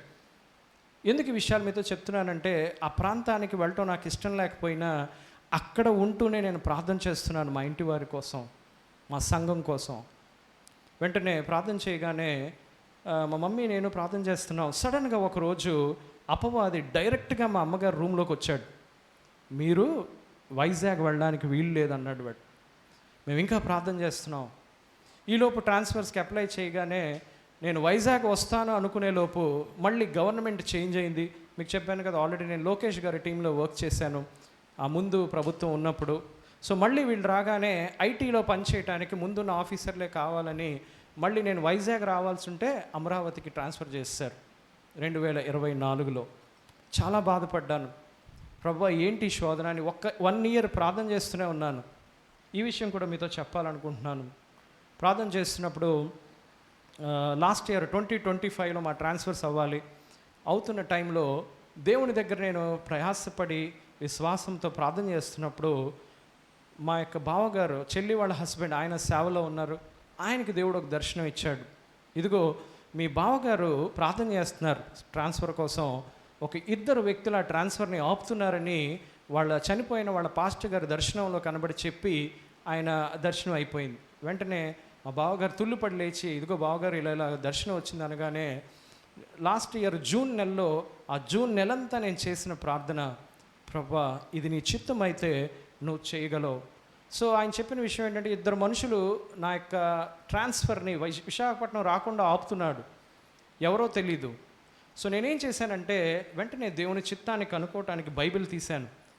ఎక్కడ 2 వ్యక్తులు దేవుని ప్రజల్ని ఇబ్బంది పెడుతున్నారో టెస్ట్ చేస్తే నాకు 2 ఎగ్జాంపుల్స్ కనిపించాయి. ఒకటి యాకోబు, ఒకటి ఆ యొక్క గోడను కట్టడానికి వెళ్ళినప్పుడు ఏ విధంగా టోబియా సన్బలట్ అనే 2 వ్యక్తులు నెహెమియాకు అడ్డుపడతారు.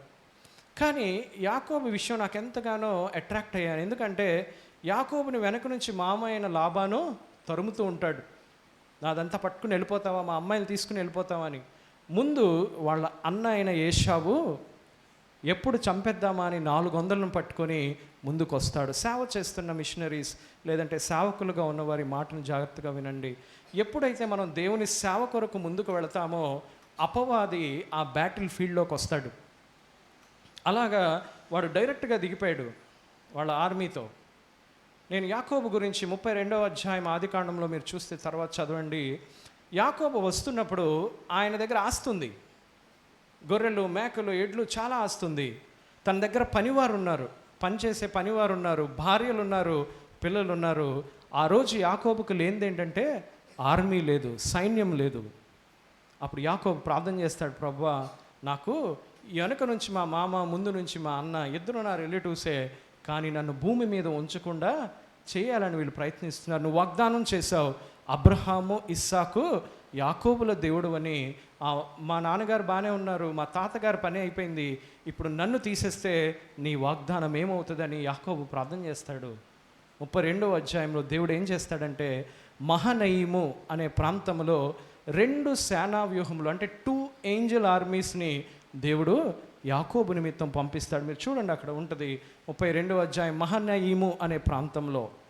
నేను చదువుతున్నాను. అది చదువుతున్నప్పుడు వెంటనే పరిశుద్ధాత్మ దేవుడు ఒక డిఫరెంట్ ఐడియా ఇచ్చాడు నాకు. యాకోబు గారు ఎప్పుడు 4000 సంవత్సరాల క్రితం ఈ ప్రాబ్లంని ఎదుర్కొని ఆ దూతలు వచ్చినప్పుడు ఏషావు భయపడతాడు, అమ్మో యాకోబు దగ్గర సైన్యం ఉంది, మనం ఏం చేయకూడదని కౌగిలించుకొని ఏషావు వెళ్ళిపోతాడు. దేవుని చిత్తములో ముందుకు వెళ్ళాలి అని ఆశపడిన యాకోబుకి ఆ రోజు దేవుడి యొక్క గొప్ప విధానము, విడుదల కనిపిస్తుంది. కానీ నా జీవితంలో నేనేం చేశానంటే, ప్రభువా 2 వ్యక్తులు నా ట్రాన్స్ఫర్ని ఆపుతున్నారు. ఆ రోజు యాకోబుకి రెండు సేనావ్యూహం గల దేవదూతలు నువ్వు పంపించావు, ఆ పని అయిపోయింది. ఇప్పుడు ఆ దేవదూతలు ఏం చేస్తున్నారు? ఇలాగే అడిగాను దేవుణ్ణి. జూన్ నెల 2025 జూన్. వాళ్ళు ఏం చేస్తున్నారు ఇప్పుడు పరలోకంలో? ఏమీ చేయట్లేదు కదా. అయిపోయింది. యాకోబు గారికి విడుదల ఇచ్చారు. యాకోబు గారు తన పనిలో తాను వెళ్ళిపోయి ఇశ్రాయేలుగా మారి దేవుని జనాంగంగా అయిపోయింది. యేసు ప్రభు కూడా వచ్చాడు. ఇప్పుడు ఆ రెండు సేనావ్యూహం గల దూతలు ఏం చేస్తున్నారు పరలోకంలో? ఏమీ చేయట్లేదు కదా. నాకు ఇప్పుడు అవసరం, వాళ్ళు నన్ను పంపించాను. నన్ను ఇలాగే ప్రార్థన చేశాను. 1 మంత్ ప్రార్థన చేశాను.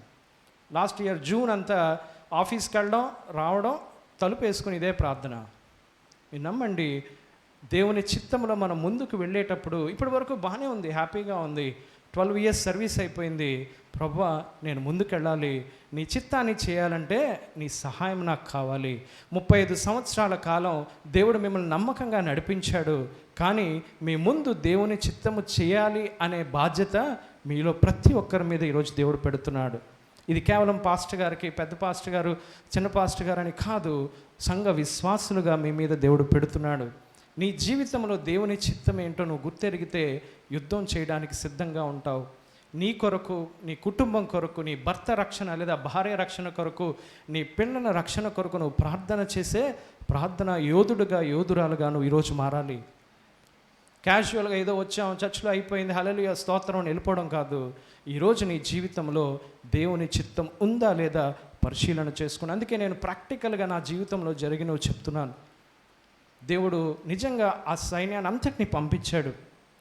అపవాది బుర్ర పిచ్చెక్కినట్టుగా తిరుగుతున్నాడు. అది కూడా మమ్మీ చూశారు. దేవుని యొక్క సైన్యం దిగి వచ్చి ఆ మహనయీము అనే 2 సేనావ్యూహం గల దేవదూతలు వచ్చి జూలై 5వ తారీఖున రాత్రి 12 గంటలకి నా ఆర్డర్ వచ్చింది. మీరు నమ్మండి, నా ఒక్కడికే నేను కోరిన ప్లేస్లో ట్రాన్స్ఫర్ అయింది. మిగిలిన వాళ్ళందరికీ ఎక్కడెక్కడో వేశారు. చాలామంది నాకు తర్వాత ఫోన్ చేశారు, సార్ మీరు ఏ రికమెండేషన్ వారారని, ఎవరు హెల్ప్ తీసుకున్నారు, మీ ఒక్కరికే ఇది ఎలా జరిగింది ఆలోచన చేయండి. అప్పుడు నేను చెప్తాను, నేను ప్రార్థన చేశానండి అని. వాళ్ళకి అర్థం కాదు కదా. మంత్రం వేశారా, ఏదైనా చేశారా? ప్రార్థన అంటే చాలామందికి అర్థం కాదు కదా. నేను అందుకే ఏం చెప్తానంటే, ఎవరిని రికమెండ్ చేయమన్నా ప్రాబ్లం అవుతుందండి. అందుకే దేవుడినే రికమెండ్ చేశాను. చాలాసార్లు మాకెవరూ తెలియదండి అనుకుంటాం. నేనే చెప్తున్నా, ఒక అధికారిగా, మహా అయితే ఒక చిన్న రాష్ట్రానికి అధికారిగా ఉన్న సీఎం గారు, గవర్నర్ గారి ముందు మేము పనిచేస్తాం. లేదా భారతదేశం ఒక దేశానికి ప్రధానమంత్రి, గవర్నర్ దగ్గర పనిచేస్తాం. కానీ మనం సేవిస్తున్న దేవుడు సర్వ సృష్టికర్త. ఆలోచన చేయండి, మనం మన దేవుడిని చాలా చిన్న ఒక డబ్బాలో పెట్టేస్తాం. మన జీవితాలు ఏముందిలేండి యేసుప్రభు అంటే అనే స్థితికి వచ్చేసాం. కానీ ఈరోజు దేవుడు చెప్తున్నాడు, నీ ఆత్మీయ స్థితిలో నువ్వు తిరిగి దేవుని దగ్గర ఆయన ఔన్నత్యాన్ని గుర్తించే రోజు ఇది. 30 సంవత్సరాలు నేను నడిపించిన దేవుడు ఇక ముందుకు నడిపించగల శక్తి కలిగిన వాడు నువ్వు నమ్మాలి. రెండవదిగా దేవుని పిలుపు. మొదటగా దేవుని చిత్తం. ఎగ్జాంపుల్స్ మీకు చెప్పాను. మీ జీవితంలో దేవుని చిత్తం ఏంటో గుర్తించండి. దేవుడు 5 తలాంతులు ఇచ్చినప్పుడు చాలా టైం ఇచ్చాడంట. ఈరోజు ఇక్కడ ఉన్నవాళ్ళు 10 years, 20 years, 30, 40, 50, 60, 70, 80 years ఉన్నవాళ్ళు కూడా ఉండొచ్చేమో. దేవుని చిత్తం చేస్తూ నీ జీవితంలో ఇప్పటి వరకు వచ్చావా? నామకార్థ క్రైస్తవ భక్తితో పరలోకం వెళ్ళిపోతాం అనే ఆ యొక్క కన్ఫ్యూజన్లో ఉండొద్దు ప్రియ దేవుని బిడ్డ. అందుకే దేవుడు ఈరోజు నన్ను నీ దగ్గరికి పంపించాడు. నువ్వు దేవుని చిత్త ప్రకారం జీవితం కట్టుకోకపోతే పరలోకంలో ప్రవేశం ఉండదు. నీకు నచ్చినట్టుగానో లేదా ఎవరో చెప్పారని కాదు, నీ దేవుడు నీకు నీ జీవితంలో చేయాలన్న చిత్తాన్ని గుర్తెరుగు. నెక్స్ట్, దేవుని పిలుపు. మనం అనుకుంటాం దేవుడు ఓన్లీ పాస్టర్ గారిని, పెద్దవారిని పిలుస్తాడని. ఇక్కడ కూర్చున్న ప్రతి ఒక్కరిని దేవుడు పిలుచుకున్నాడు. ఆయన పిలుచుకోకపోతే మీరు ఇక్కడికి రారు. మీరు అనుకోవచ్చు, యాక్సిడెంటల్గా వచ్చాం, పాస్టర్ గారు ఫీల్ అవుతారు రాకపోతే, లేదా పాస్టర్ అమ్మ గారు అడుగుతారు, ఫోన్ చేస్తారు, వాట్సాప్ మెసేజ్ పెడతారు అని మీరు వచ్చారు అనుకుంటున్నారేమో. దేవుడే మిమ్మల్ని ఇక్కడికి నడిపించాడు. ఈరోజు ఈ మాటలు వింటున్న ప్రతి దేవుని బిడ్డ, దేవుడు నిన్ను పిలుచుకున్నాడు. మరి నెక్స్ట్ నువ్వేం చేయాలి? ప్రభువా, నేను ఏ పని చేయాలి? ఈరోజు చూడండి, ఇక్కడ ప్రేయర్ మీటింగ్ జరగాలి అంటే అన్ని పాస్టర్ గారే చేశారా? చూడండి ఎంతమంది సహాయం ఉంటే. అందుకే నేను ఎప్పుడు అందరికీ చెప్తాను, మనం చాలాసార్లు ఏం చేస్తామంటే వాక్యంలో కీర్తనలు, సామెతలు, సువార్తలు అక్కడి వరకు ఎక్కువ చదువుతాం కదా. కానీ మీరు చదవాల్సింది ఏంటో తెలుసా? అపోస్తుల కార్యముల నుంచి ప్రకటన గ్రంథం వరకు చదవండి. ఈరోజు ఏం చేయాలి, ఎలా మనం బ్రతకాలి, అసలు ఏం జరుగుతుంది అనేది దేవుడు ముందే రాసేసాడు. అందుకే చాలామంది పత్రికలు చదవరు. ఆ పత్రికలో దేవుడు క్లియర్గా నేర్పిస్తాడు. దేవుని యొక్క పిలుపు కొరింథీయులకు రాస్తూ పౌలు చెప్తాడు 12వ అధ్యాయం 13వ అధ్యాయంలో, మొదటి కొరింథీ పత్రికలో మీరు చూస్తే, పరిశుద్ధాత్మను మీరు అందరూ పొందుకోవాలి. పరిశుద్ధాత్మను పొందుకోవడం అంటే భాషలతో మాట్లాడడం అనుకుంటారు. నో, ప్రతిరోజు ఆయన నీతో ఉన్నాడనే నిశ్చయిత నీకు కలిగి నువ్వు ఏ పని చేసినా, చాలాసార్లు మనం హై పొజిషన్లోనే ఉండాలనుకుంటాం. మొన్న రీసెంట్గా మేము ఒక ప్రోగ్రాం చేసాం, సూపర్ జిఎస్టీ అని. అప్పుడు నేను పార్వతీపురం జిల్లాకి ఆఫీసర్గా నన్ను వేసినప్పుడు నేను అక్కడ కలెక్టర్తోనూ జాయింట్ కలెక్టర్తో కలిసి పనిచేశాను. దేవుడు నాకు ఐఏఎస్ ఇవ్వలేదని నేను ఎంతో బాధపడేవాడిని. దేవుడు అన్నాడు, నో, నువ్వు ఈ ఉద్యోగం నీకు ఎందుకు ఇచ్చానో తెలుసా? నేను నా పిలుపుని ఒక సీఎం ముందు చెప్పాలన్నా ఈ ఉద్యోగం నీకు పనికొస్తుంది. ఒక కామన్ మ్యాన్ దగ్గరికి వెళ్ళి యేసు ప్రభు గురించి చెప్పాలన్నా ఈ ఉద్యోగం నీకు పనికొస్తుంది. నువ్వు ఎక్కడికైనా వెళ్ళగానే ఇదిగోనండి ఫలానా కమిషనర్ గారు వచ్చారు అనగానే కనీసం వాళ్ళు వింటారు కదా, ఏంటి ఈయన ఏం చెప్తున్నాడు ఏంటి అనేనా వింటారు. అందుకే నీకు ఈ ఉద్యోగం ఇచ్చానన్నాడు. నేను చాలా సంతోషించాను. 14 సంవత్సరాలు ఏ ఒక్క డిపార్ట్మెంట్లోకి వెళితే లంచం ఉంటుంది, సాక్షిగా ఉండలేము, మొదటి రోజే కాంప్రమైజ్ అవ్వాలి, కోట్లు సంపాదించుకోవాలి అని అనుకున్నారు. కానీ నేను దేవుడి దగ్గర నిర్ణయించుకున్నాను మొదటి రోజే, ప్రభువా నాకు అవసరమైనది నువ్వు ఇస్తావు, నువ్వు నాకు ఇచ్చే ఆ యొక్క శాలరీతోనే నేను హ్యాపీగా ఉంటాను. దేవుడు నన్ను పిలుచుకున్నప్పుడు అన్నాడు, ఇదిగో నువ్వు మ్యారేజ్ చేసుకోకూడదని. అది కూడా చాలా శోధన వచ్చింది నాకు. అందుకే దేవుని పిలుపులో నేను ఒకరోజు ఇలాగే ఉన్నప్పుడు రమ్యరాజ్ అంకుల్, ఎఫ్ఎంపీబీ రమ్యరాజ్ అంకుల్, ఇలా నన్ను ప్రేమించే నా మెంటర్స్ అందరూ కూడా నో ఇది దేవుని పిలుపు అయితేనే నువ్వు చేయాలని క్వశ్చన్ చేసేవారు. చాలా పెద్ద సంబంధాలు వచ్చాయి. సెలెక్ట్ అవ్వగానే పెద్ద రాజకీయ నాకు పొలిటికల్ బ్యాక్గ్రౌండ్ ఉండటం వలన వెంటనే చాలా సంబంధాలు వచ్చాయి నాకు. నేను దేవుడి దగ్గర కనిపెట్టాను, ప్రభువా నేను ఎప్పుడు 10th క్లాస్ నుంచి రక్షించబడిన దినం మొదలుకొని, యవన బిడ్డలు వినాలి, రక్షించబడిన దినం మొదలుకొని నాకు ఆ యొక్క నిశ్చయిత వచ్చే వరకు నా జీవిత భాగస్వామి కొరకు, అదేవిధంగా నా కెరియర్, నా భవిష్యత్తు ఏంటో నేను దేవుడి దగ్గర ప్రార్థన చేశాను. ప్రభువా ఎందుకు పిలుచుకున్నావు? యాక్సిడెంటల్గా నేను బాప్తీసం తీసుకోలే, యేసే నా రక్షకుడని ఏదో క్యాజువల్గా నేను చెప్పలేదు. నన్ను పిలుచుకున్నావు నువ్వు, నేనేం చేయాలి అని చాలా సంవత్సరాలు ప్రార్థన చేశాను. ఎక్కడికి వెళ్ళినా ప్రార్థన చేసినప్పుడు దేవుడు నో అనేవాడు. ఏంటి ప్రభువా ఎలా ముందుకు వెళ్ళాలి? ఎప్పుడైతే నేను సెలెక్ట్ అయ్యానో మీకు తెలిసే ఉంటుంది, గవర్నమెంట్లో ఆఫీసర్స్గా మేము సెలెక్ట్ అవ్వగానే ఆ ముందు రోజే రిజల్ట్ వస్తుంది అన్న 10 నిమిషాల ముందే మినిస్టర్స్ అందరికీ మా లిస్ట్ వెళ్ళిపోద్ది. అందులో ఎవరెవరికి పెళ్ళయిందో వాళ్ళందరి పేర్లు కొట్టేస్తారు. పెళ్ళి కాని వాళ్ళందరూ లిస్టు పెట్టుకొని మన క్యాస్టా, ఓకే క్రిస్టియనా, ఇలా ఏ మంత్రులు ఎవరికి దగ్గర అయితే ఆ పెళ్లి సంబంధాలు ఫిక్స్ అయిపోతాయి.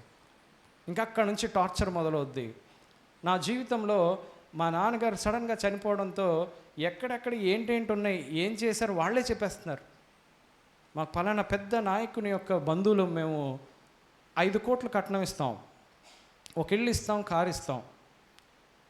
మాకొక్కరితే అమ్మాయి, మాకు ఈ ప్రాబ్లమ్స్ వలన మేము ఒక క్రిస్టియన్ వెతుకుతున్నాం, మీరు చాలా ఆత్మీయంగా ఉంటారని మీకు చర్చ్ వాళ్ళు చెప్పారు. నెక్స్ట్ మా చర్చ్ వాళ్ళు పెద్దలు నాకు ఫోన్ చేయడం స్టార్ట్ చేశారు, చాలా మంచి సంబంధం అని. వెంటనే నేను దేవుని దగ్గర కనిపెడుతున్నాను. దేవుడు అన్నాడు, నో, నువ్వు రానున్న దినాలలో దానియేలు వలె నా యొక్క పరిచర్య చేయడం ఇంకా ఎక్కువ ఉంది అన్నాడు. నేను నో చెప్పగానే చాలా ప్రెషర్ పెట్టారు.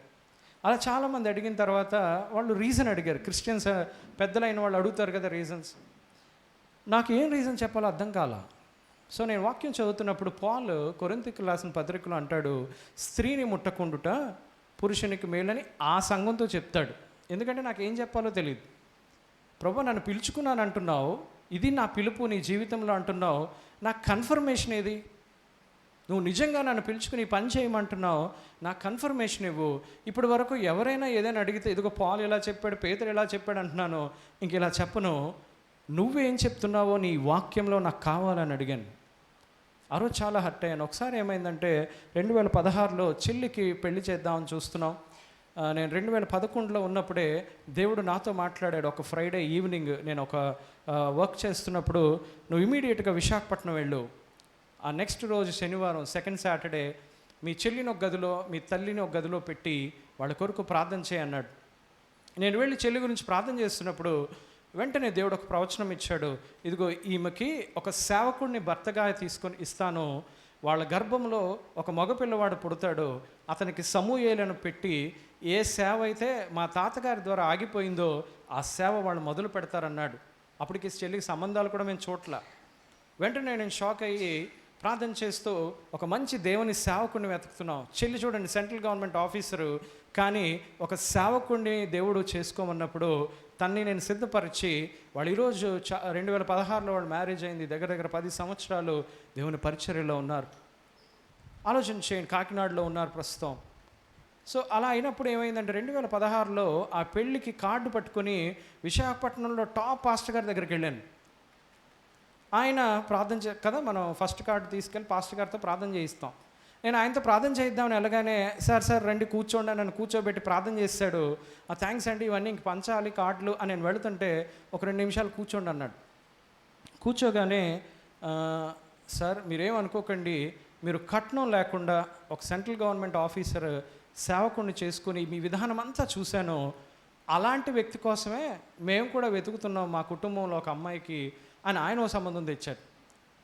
వెంటనే ఇది ఎక్కడా వదిలేలా లేదురా బాబని నేను, అలా కాదు పాస్టర్ గారు, దేవుడు నన్ను సేవకు పిలుచుకున్నాడండి, ఆ సేవ పరిచయం ముందుకు వెళ్తున్నానంటే ఆయన ఓ మాట అన్నాడు. చాలా పెద్ద పాస్టర్ గారు, ఊరుకోండి సార్, మీ అందరికీ ఇది ఫ్యాషన్ అయిపోయింది, పొద్దున్న 9 గంటలకు ఆఫీస్కి వెళ్తారు, సాయంత్రం 6 గంటలకు ఇంటికి వస్తారు, ఎప్పుడు సేవ చేస్తారు సార్? సేవ అంటే మీది కాదు, మేం చేసేదే 24 hours ఫుల్ టైం మినిస్ట్రీ సేవ అన్నారు.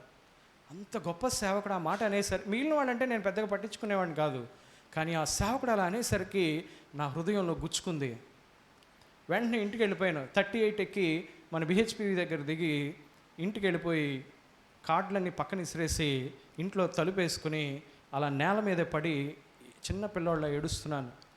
నువ్వేమో నన్ను పిలుచుకున్నాను అంటావు, నువ్వేమో సేవకు పిలిచానంటావు, నీ సేవకుడు ఈరోజు నీ పిలుపుని నాకు వ్యతిరేకంగా మాట్లాడాడని ప్రార్థన కాదు, దేవుడితో ఫైటింగ్ మొదలెట్టాను. ఫైటింగే. నాకు ఎప్పుడు ఏం సమాధానం చెప్పాలో తెలియట్లేదు అని ఒక 3-4 గంటలు దేవుని దగ్గర నా దగ్గర ఉన్న కన్నీళ్ళన్నీ కార్చేసి మొత్తం వీక్ అయిపోయింది. ఆల్మోస్ట్ నిద్రలోకి వెళ్ళిపోతున్నాను, పడుకుని పోతున్నాను. అప్పుడు ఒక వ్యక్తి నా రూమ్లోకి వచ్చాడు. వచ్చి నువ్వు బైబిల్ సరిగా చదవట్లేదు అన్నాడు తెలుగులో. ఉరిమే ఆ యొక్క ఉరిమితే ఎలా ఉంటుందో, సడన్గా ఉరుము వస్తే ఎలా ఉంటుందో అలాగా నువ్వు బైబిల్ సరిగా చదవట్లేదు అన్నాడు. ఊరుకో ప్రభా, సండే స్కూల్ నుంచి అన్ని క్విజ్ కాంపిటీషన్లో నేనే ఫస్ట్, యూత్ రిట్రీట్లో కూడా నేనే ఫస్ట్, బైబిల్ నేనెందుకు చదవట్లేదు ప్రభా అని లోపల అనుకున్నాను, బయటికి చెప్పలేదు. సో ఏంటి అనగానే నేను దేవుణ్ణి అడిగాను, పాల్ ఎక్కడ యేసు వార్తలు ఏం చెప్పాడో ఇంక నేను చెప్పను, పేతురు ఏం చెప్పాడో నేను చెప్పను, నువ్వే నన్ను పిలుస్తున్నావని నాకు వాక్యం ఇవ్వని దేవుణ్ణి అడిగితే ఆయన తీయండి మత్తయి సువార్త 19వ అధ్యాయంలో మీరు చూస్తే అక్కడ భార్యాభర్తలకు ఉండే సంబంధం గురించి చెప్తూ, ఎందుకంటే చాలామందికి నేను ఆన్సర్ ఇవ్వలేకపోతున్నాను, అక్కడ దేవుడు నాకు ఆన్సర్ ఇచ్చాడు. మాట అంటాడు, పరలోకము నుంచి ఇది ఇవ్వబడితే కానీ వాళ్ళకి అది అర్థం కాదంటాడు. తర్వాత మీరు చదవండి ఇంటికి వెళ్ళినప్పుడు. శిష్యులు అంటారు, ప్రభువా భార్య భర్తలకు ఉండు సంబంధం ఇట్టిదైతే ఇంకెందుకు ప్రభు పెళ్లి చేసుకోవడం అని వాళ్ళు అన్నప్పుడు యేసయ్య అంటాడు, ఎవరు పడితే వాళ్ళు ఇది యాక్సెప్ట్ చేయలేరు, పరలోకము నుంచి అది వాళ్ళకి ఇవ్వబడితేనే యాక్సెప్ట్ చేస్తుంది. కాబట్టి ఈ సేవకుడు ఇలా అన్నాడు, ఆ సేవకుడు అలా అన్నాడు అని నువ్వు ఫీల్ అవ్వకు, వాళ్ళకి నేను అది ఇవ్వలేదు అందుకే వాళ్ళకి అర్థం కావట్లా. చాలా హల్లెలూయా స్తోత్రం థ్యాంక్స్ ప్రభు అనుకునేలోపు ఆగాగు ఇంకా ముందుకు చదువు అన్నాడు. ఆ నెక్స్ట్ వచనంలో మీరు చదివితే, స్త్రీ గర్భంలో పుట్టిన నపుంసకులు కలరు, మనుషులచే నపుంసకులుగా చేయబడిన నపుంసకులు కలరు, పరలోక రాజ్యము నిమిత్తము తమ్మును తామే నపుంసకులుగా చేసుకున్న నపుంసకులు కలరు. ఈ వరుసలో నేను పిలుచుకున్నాను, మళ్ళీ నన్ను ఎప్పుడు క్వశ్చన్ చేయకని వెళ్ళిపోయాను. ఏమన్నాడంటే, ఇదిగో పరలోక రాజ్యము నిమిత్తము ఒక నపుంసకునిగా నేను పిలుచుకున్నాను, ఈ వరుసలో నేను పిలుచుకున్నాను, నువ్వు ఎవరికి సంజాయిషి చెప్పొద్దు, వాళ్ళకి నేను పరలోకం నుంచి ఇవ్వలేదు కాబట్టి వాళ్ళు ఒప్పుకోలేరు ఆ సత్యాన్ని, నువ్వు నా పరిచర్య చేయి. ఈరోజు ప్రియ దేవుని బిడ్డ 35 సంవత్సరాలు కావస్తుంది ఈ సంఘ జీవితంలో. దేవుడు నిన్ను పిలుచుకున్న పిలుపేంటి? ఆ పిలుపులో దేవుని కొరకు నమ్మకంగా పరిచర్య చేసే విధానంలో నువ్వు ఉన్నావా? ఈ మధ్యాహ్న సమయాన ఇంకొక మాటలు చెప్పి నేను ముగిస్తాను. గమనించండి, దేవుడి యొక్క చిత్తము, దేవుని యొక్క పిలుపు, ఆఖరిగా ఎంతో ముఖ్యమైనది దేవుని యొక్క ప్రణాళిక. చాలాసార్లు దేవుని చిత్తము, దేవుని పిలుపు మనం రక్షించబడిన తొలి దినాల్లోనే మనకు దేవుడు ఇస్తాడు. ఆ తొలి సంవత్సరాల్లోనే, ఇదిగో నిన్ను నేను పిలుచుకున్న పని ఇది, నువ్వు చేయాల్సింది ఇది అని దేవుడు అని చెప్పేస్తాడు. కానీ ఆ పిలుచుకున్న పిలుపు యొక్క ప్రణాళిక చాలా ముఖ్యం. ఎఫెసీయులకు రాసిన 2వ పత్రిక తీయండి అందరూ. ఉందా ఎఫెసీయులకు రాసిన 2వ పత్రిక బైబిల్లో? లేదా ఉందా? అయితే ప్రకటన గ్రంథం 2వ అధ్యాయం తీయండి. దేవుడు ఇంకో పత్రిక రాస్తున్నాడు ఆ సంఘానికి. ఆల్రెడీ నీకు పౌలు ద్వారా ఒక పత్రిక రాశాను, చదువుతారా? 2వ అధ్యాయము. అంటే ఆ పత్రికలో దేవుడు నీ పరిచర్య విధానం ఎలా ఉండాలి, దేవుడు పిలిచాడు, బాగానే ఉంది, ఒక సంఘంగా ఏర్పడ్డావు, నీ జీవితంలో దేవుని యొక్క చిత్తము చేస్తూ వస్తున్నావు. ఆ చేస్తున్న ప్రణాళిక విధానంలో కొంచెం తేడా వచ్చింది. చదవండి ఎవరైనా.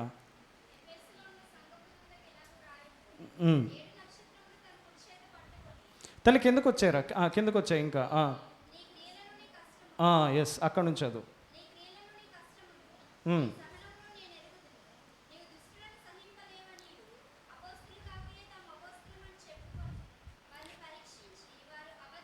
ఒక్క నిమిషం. సో దేవుడు ఇక్కడ ఏం చెప్తున్నాడంటే, నీకు చిత్తం ఇచ్చాను, నేను పిలుచుకున్నాను నా సంఘంగా, నువ్వు నీ క్రియలన్నీ చక్కగా ఇప్పటి వరకు చేస్తూ వచ్చావు. ఈరోజు మీకు కూడా ఇదే చెప్తున్నాడు, నువ్వెంతో చక్కగా ఈ 35 సంవత్సరాలు దేవునికి ఇచ్చిన పని చేస్తున్నావు.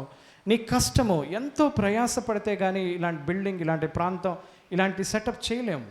నెక్స్ట్, నీ సహనాన్ని కూడా నేను ఎరుగుదును. నీవు దుష్టులను సహించకుండా ఎంతో చక్కగా పాల్ గారి ద్వారా, తర్వాత వచ్చిన లీడర్స్ ద్వారా, ఎఫెస్ సంఘమా నువ్వు ముందుకు వెళుతున్నావు, బాగానే ఉంది. అలాగే కొంతమంది అపోస్తలులు కారంట, కానీ మేము అపోస్తలము అని చెప్పుకుంటూ అలా ఉన్నవారిని పరీక్షించి వారు అబద్ధాలు చెప్తున్నారు అని నువ్వు కనుగొన్నావు. నెక్స్ట్,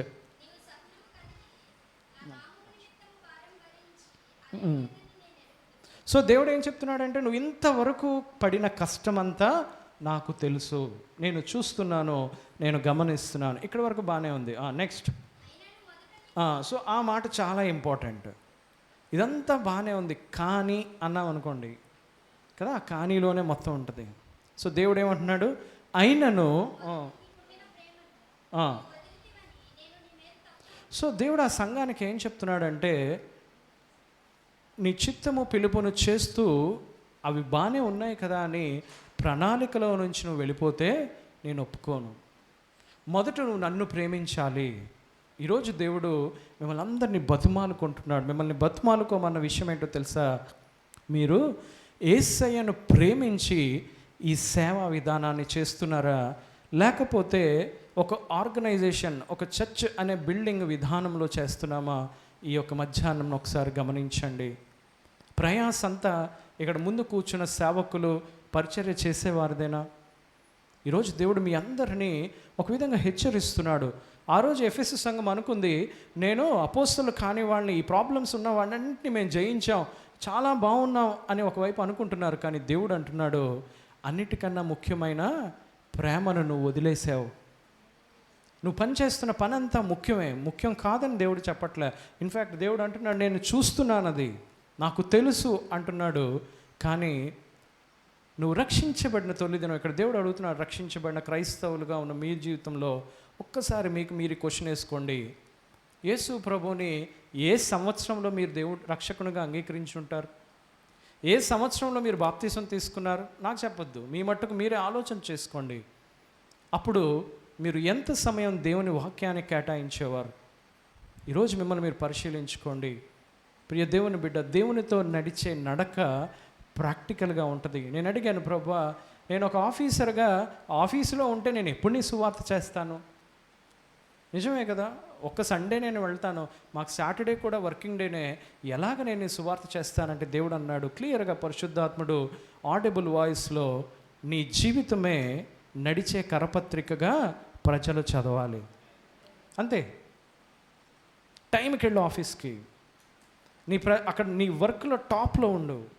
ఏ పనికైనా నిన్ను, ఇప్పుడు మా వైజాగ్ ఇప్పటి వరకు నేను అమరావతిలో పనిచేసినప్పుడు అక్కడ ఏ పని వచ్చినా, ఐటీకి సంబంధించింది ఏదో వచ్చినా, గవర్నమెంట్కి ఏదైనా వెళ్ళాలన్నా అన్నిటికీ నన్నే పంపించేవారు.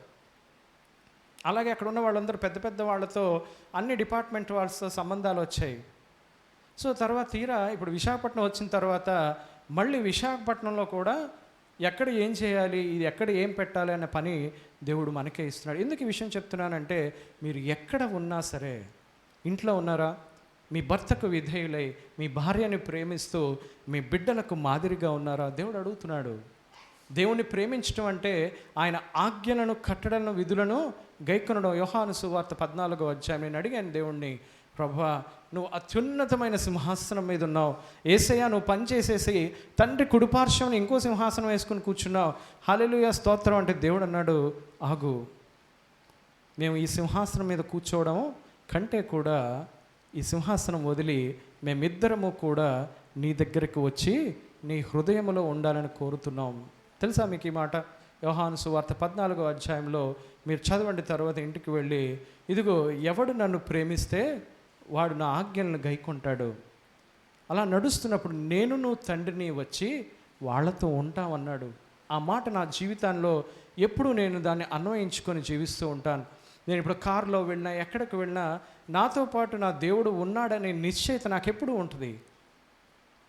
ఈరోజు ప్రియ దేవుని బిడ్డ, ఇన్ని సంవత్సరాల కాలం నీ జీవితంలో ముందుకు వెళుతున్నావు. దేవుని ప్రణాళికలో ఉందా నీ జీవితం? సేవ చక్కగా ఆరంభిస్తాం, పరిచర్య చాలా చక్కగా మొదలు పెడతాం, బాగానే ఉంది. ఇన్ని సంవత్సరాల కాలంలో ఏ ప్రేమతో దేవుణ్ణి ప్రేమిస్తూ నీ ఆత్మీయ జీవితాన్ని ప్రారంభించావో అదే సాక్ష్య జీవితంతో నువ్వు దేవుని కొరకు నిలవబడుతున్నావా? లేదంటే మొదట దేవుడి మీద ఉన్న ప్రేమను వదిలేసావా? సేవ ఆచరణ క్రమంగా ఏదో యాదృచ్ఛికంగా చేసే విధానంలో మారిపోయిందా, అలవాటైపోయిందా? లేదా పరిశుద్ధాత్ముడు, అందుకే అంటాడు నిత్యము అగ్ని మండుచుండవలను అనే మాట ఉంటుంది. నీ జీవితంలో పరిశుద్ధాత్మ దేవుని అగ్ని మండుతూ ఉందా కదా? నీ దగ్గర అగ్ని మండుతూ ఉంటే నువ్వు ఎక్కడికి వెళ్ళినా అవతల వాళ్ళకి అది అంటుకుంటుండాలి కదా? ఎక్కడికి వెళ్ళినా అది అంటుకున్నప్పుడే ఆ అగ్ని మిగిలిన వారికి వెళుతుంది. కాబట్టి ప్రియ దేవుని బిడ్డలారా, నా మాటలు నేను ముగిస్తున్నాను. ఈ 3 విషయాలు ఒకసారి జ్ఞాపకం చేసుకోనండి. మీకు గుర్తుంటుందని 3 విషయాలు, దేవుడు చెప్పమన్న విషయాలు, దేవుని చిత్తము నీ జీవితంలో నువ్వు చేస్తున్నావా? చాలాసార్లు మనం ఆశీర్వాదాల కొరకు దేవుని దగ్గరకు వస్తాం. నేను మీతో పంచుకున్నాను, 7వ తరగతిలో నాకు ఫస్ట్ ర్యాంక్ ఇవ్వమని దేవుణ్ణి అడిగాను. కానీ దేవుడు నాకు ఫస్ట్ ర్యాంక్ మాత్రమే ఇవ్వలేదు, ఆయన యందు విశ్వాసం ఉంచడం ఏంటో నేర్పించాడు. ఆ పాఠాన్ని ఇప్పుడు వరకు నేను దాన్ని ఎత్తి ప్రార్థన చేస్తూనే ఉంటాను. నేను ఎదుర్కొనే ప్రతి కష్టంలో దేవుడు పని చేయడా అంటే ఆయన రహస్యంగా అసలు నువ్వేం చేస్తావని టెస్ట్ చేస్తూ ఉంటాడు. ఈరోజు దేవుని చిత్తాన్ని ఎరగండి ప్రియ దేవుని బిడ్డలారా. నాకన్నీ తెలుసు, నాకెవరు చెప్పవసరం లేదు అనే యాటిట్యూడ్లోకి దయచేసి వెళ్ళకండి. దేవా, నా జీవితం నీ చిత్త ప్రకారం ఉందా లేదా ఒక్కసారి తెలియపరచని ఈరోజు పరిశుద్ధాత్మ దేవుడిని అడుగుదాం. రెండవదిగా, దేవుడు మిమ్మల్ని పిలుచుకున్నాడు, ప్రతి ఒక్కరిని పిలుచుకున్నాడు. మీలో ఎవరైనా నన్ను ఎందుకు పిలుచుకున్నాడో నాకు తెలియదండి అని ఒకవేళ మీరు అంటే, డైరెక్ట్గా మీరు దేవుణ్ణి అడగండి. దేవుని దగ్గర ఉపవాసం ఉండి, ప్రభువా, రక్షణ భాగ్యం అయితే ఇచ్చావు, అసలు నన్ను ఎందుకు పిలుచుకున్నావు? ఈ భూమి మీద ఇన్ని సంవత్సరాల ఆయుష్లో నేను ఏం పని చేయాలి? రోజు పొద్దున్నే లేసి ఒకరోజు చికెన్, ఒకరోజు మటన్, ఇది వండటమేనా? ఇదేనా నా పని? లేదంటే ఆఫీస్కి వెళ్ళి వచ్చేసి అయిపోయిన తర్వాత అయిపోయింది అనుకోవడమే నా జీవితం? రేపు నేను నీ ఎదుట నిలవబడినప్పుడు నువ్వు లెక్క అడుగుతావు, ఇదిగో నీకు 5 తలాంతులు ఇచ్చాను. ప్రతి ఒక్కరిని అడుగుతాడు దేవుడిది, ఏం చేసావు? చాలా రోజులైన తర్వాత వాళ్ళు ఎక్స్పెక్ట్ చేయని టైంలో దేవుడు వచ్చాడంట. ఈరోజు ఆ కాలంలోనే మనం ఉన్నాం. దేవుని రాకడ ఈ రోజా రేపా అన్నట్టుగా ఉంది. దేవుడు నన్ను ఆ యొక్క న్యూఢిల్లీలో ఇచ్చినప్పుడు నాకు చాలా బాధ అనిపించింది. దేవుడు అడిగాడు, ఇదిగో నువ్వు ఎంతసేపు ఒక ఉద్యోగం, ఒక పరిస్థితిని ఆలోచిస్తున్నావు, ఈరోజే నేను దిగి వస్తే నువ్వు చదువుతున్న హిస్టరీ, జాగ్రఫీ, సివిల్స్ ప్రిపరేషన్లో ఇండియన్ పాపులేషన్ ఈరోజు 147 కోట్ల జనాభా భారతదేశంలో. ఇందాక తమ్ముడు వాళ్ళు కొంతమంది మీకు షేర్ చేశారు. 147 కోట్లలో ఒక 7 కోట్ల మంది క్రైస్తవులు ఉన్నారని అనుకుంటే, ఈరోజు ఇప్పుడే యేసు ప్రభు తిరిగి వస్తే ఈ భారతదేశంలో ఓన్లీ 7 కోట్ల మంది వెళ్తాం, 140 కోట్ల మంది నరకానికి వెళ్ళిపోతారు. ఎవరు బాధ్యులు? ఈరోజు దేవుడు నిన్ను నన్ను క్వశ్చన్ చేస్తాడు. ఏమ్మా, ఎన్ని సంవత్సరాలు సువార్త నీ దగ్గర పెట్టుకుని దాచుకున్నావు? మీ పక్క ఇంటి వారికి చెప్పావా? మీ పైన ఉన్న వారికి చెప్పావా? నువ్వు రెంట్కి ఇచ్చిన వాళ్ళకి చెప్పావా? నీ జీవితంలో యేసుని కనపరిచే జీవితం ఉందా? లేదా ఎప్పుడు గొడవలు ఆడేవారంగా, తగాదాలు పెట్టుకునే వారంగా మన గురించిన సాక్ష్యం? నేను చెప్తున్నా, ఎక్కడికి వెళ్ళినా నీ సాక్ష్యము. మనం చదువుతాం ప్రకటన గ్రంథంలో, వారు గొర్రెపిల్ల రక్తము గూర్చి వాళ్ళ సాక్ష్యముతో అపవాదిని జయించారంట. ఈరోజు నీ సాక్ష్యం ఏంటి? నీ పేరు చెప్పగానే మీ పాస్టర్ గారికి కానీ, మీ ఇంట్లో వారికి, మీ బంధువులకి ఎటువంటి ప్రొఫైల్ కనిపిస్తుంది? అమ్మో ఈమె అండి, ఈమె నోట్లో నోరు పెట్టలేము. అమ్మో ఇతనా అండి, ఎప్పుడు గొడవలు ఆడటమే. మన జీవితంలో ఎప్పుడు మనం ముందుకెళ్తాం?